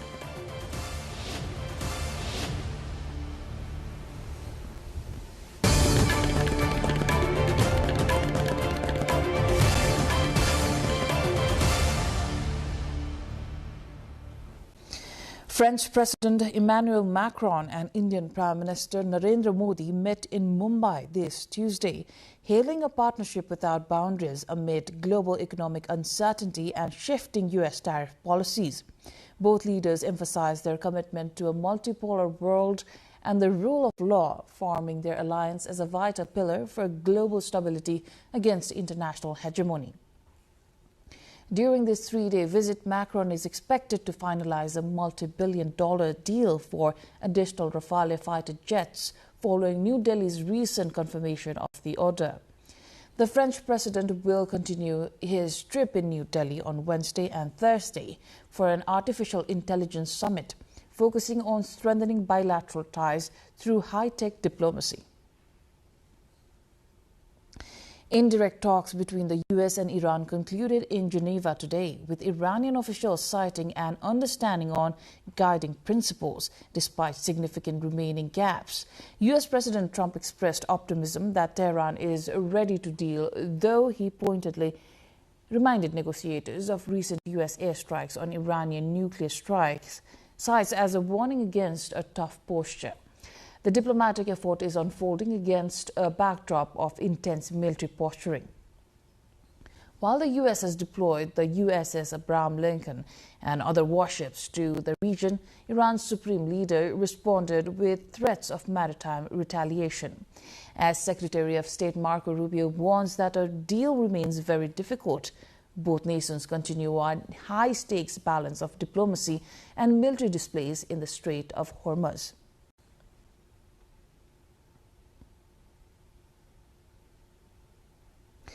Peru's Congress is meeting today to consider the impeachment of interim President Jose Jerry, who faces allegations of influence peddling and irregular government hirings. Jerry, the country's 7th leader in a decade, is accused of improperly appointing several women to government roles, a claim he denies. This latest political turmoil comes just months before the April 12 general elections. If he is ousted, the head of parliament would take over, further deepening an institutional crisis that has seen 6 presidents since 2016.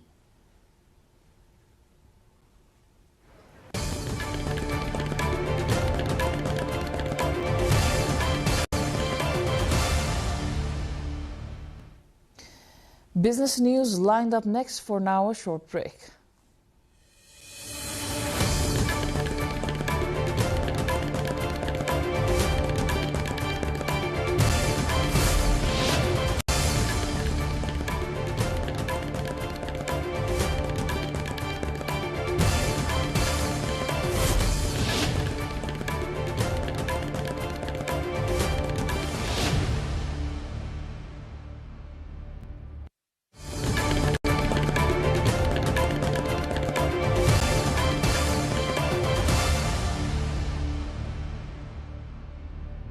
IMF Managing Director Kristalina Georgieva has arrived Sri Lanka to review the progress of the country's current IMF-supported program and to strengthen mutual understanding between the two parties. During her 3-day visit, the IMF chief is scheduled to meet with government authorities and key stakeholders and discuss the continuation of economic reforms and bilateral cooperation.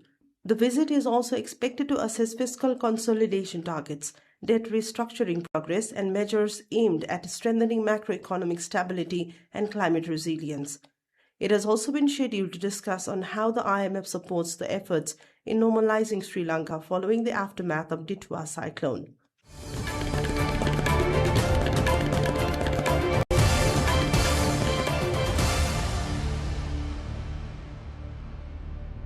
Cuba's already fragile economy is facing mounting strain as fresh U.S. pressure threatens to deepen shortages and curb vital sources of foreign currency for the communist-run island. U.S. President Donald Trump has vowed to tighten sanctions and bring the regime to its knees, signaling a renewed hardline stance towards Cuba that analysts say could further isolate the country at a time of acute economic vulnerability. A de facto blockade of oil shipments has sharply reduced fuel supplies, forcing the government to impose emergency rationing measures nationwide. Long queues have formed outside gas stations, public transport services have been curtailed, and rolling blackouts have returned to several provinces as power plants struggle with limited crude and refined fuel inputs.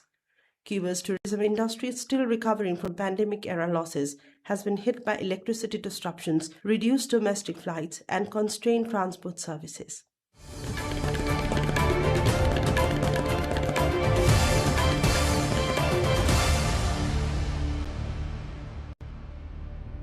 Adani Enterprises said that the group will invest $100 billion to build renewable energy-powered AI-ready data centers by 2035 as it seeks to create the world's largest integrated data center platform and establish India as a leader in the global artificial intelligence race. The investment is expected to spur an additional $150 billion in spending over the next decade across several related industries, including sovereign cloud platforms and server manufacturing, the company said. Adani's investment will create $250 billion AI infrastructure ecosystem in India over the decade. In October, Google said it would invest $15 billion over 5 years to set up an AI data center in the southern state of Andhra Pradesh, its biggest investment in India. The conglomerate is learned to be in discussions with other major players to establish large-scale campuses as well across India.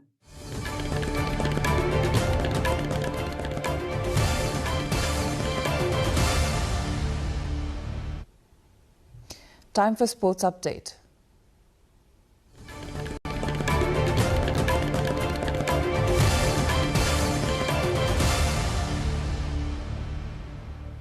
A dominant display from New Zealand as they brush aside Canada by 8 wickets. Canada posted a competitive 173 for 4, headlined by a brilliant century from Yuvraj Sambra, who smashed 110 off with just 65 balls. Despite Sambra's heroics, the Black Caps bowling stayed disciplined. Jack of Duffy and Matt Henry kept things tight, while Glenn Phillips proved he can do it all, snagging 3 catches to keep the Canadian middle order in check. New Zealand chased down the 174-run target in just over 15 overs, finishing at 176 for 2.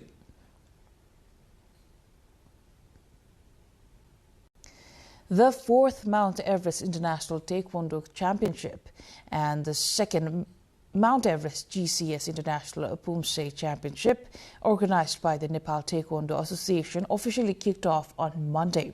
Around 1,500 athletes from 20 nations are participating in the event, competing for a total of 74 gold medals across the Gyorugi and Pumse categories.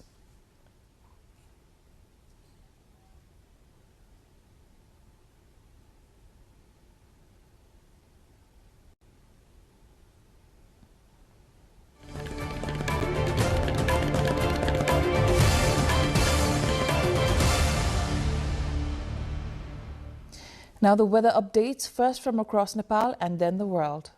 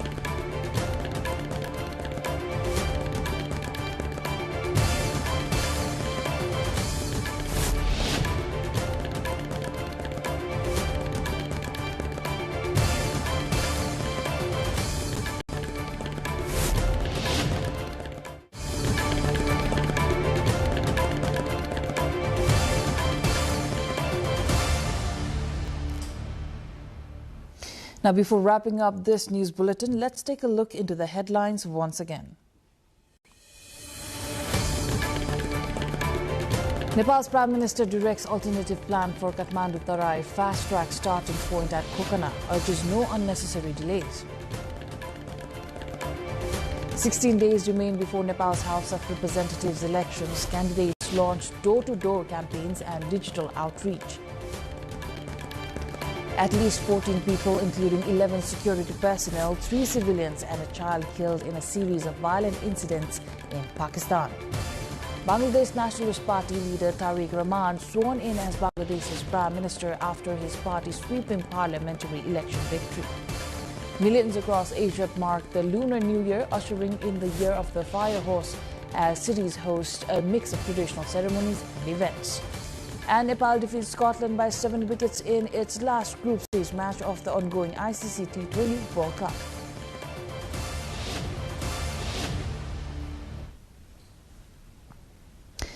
That is all for the moment. Do join us through our social media and visit us at www.nepaltelevision.com for more information and news. I am Ipulagi Singlama. Thank you for staying with us. Good night.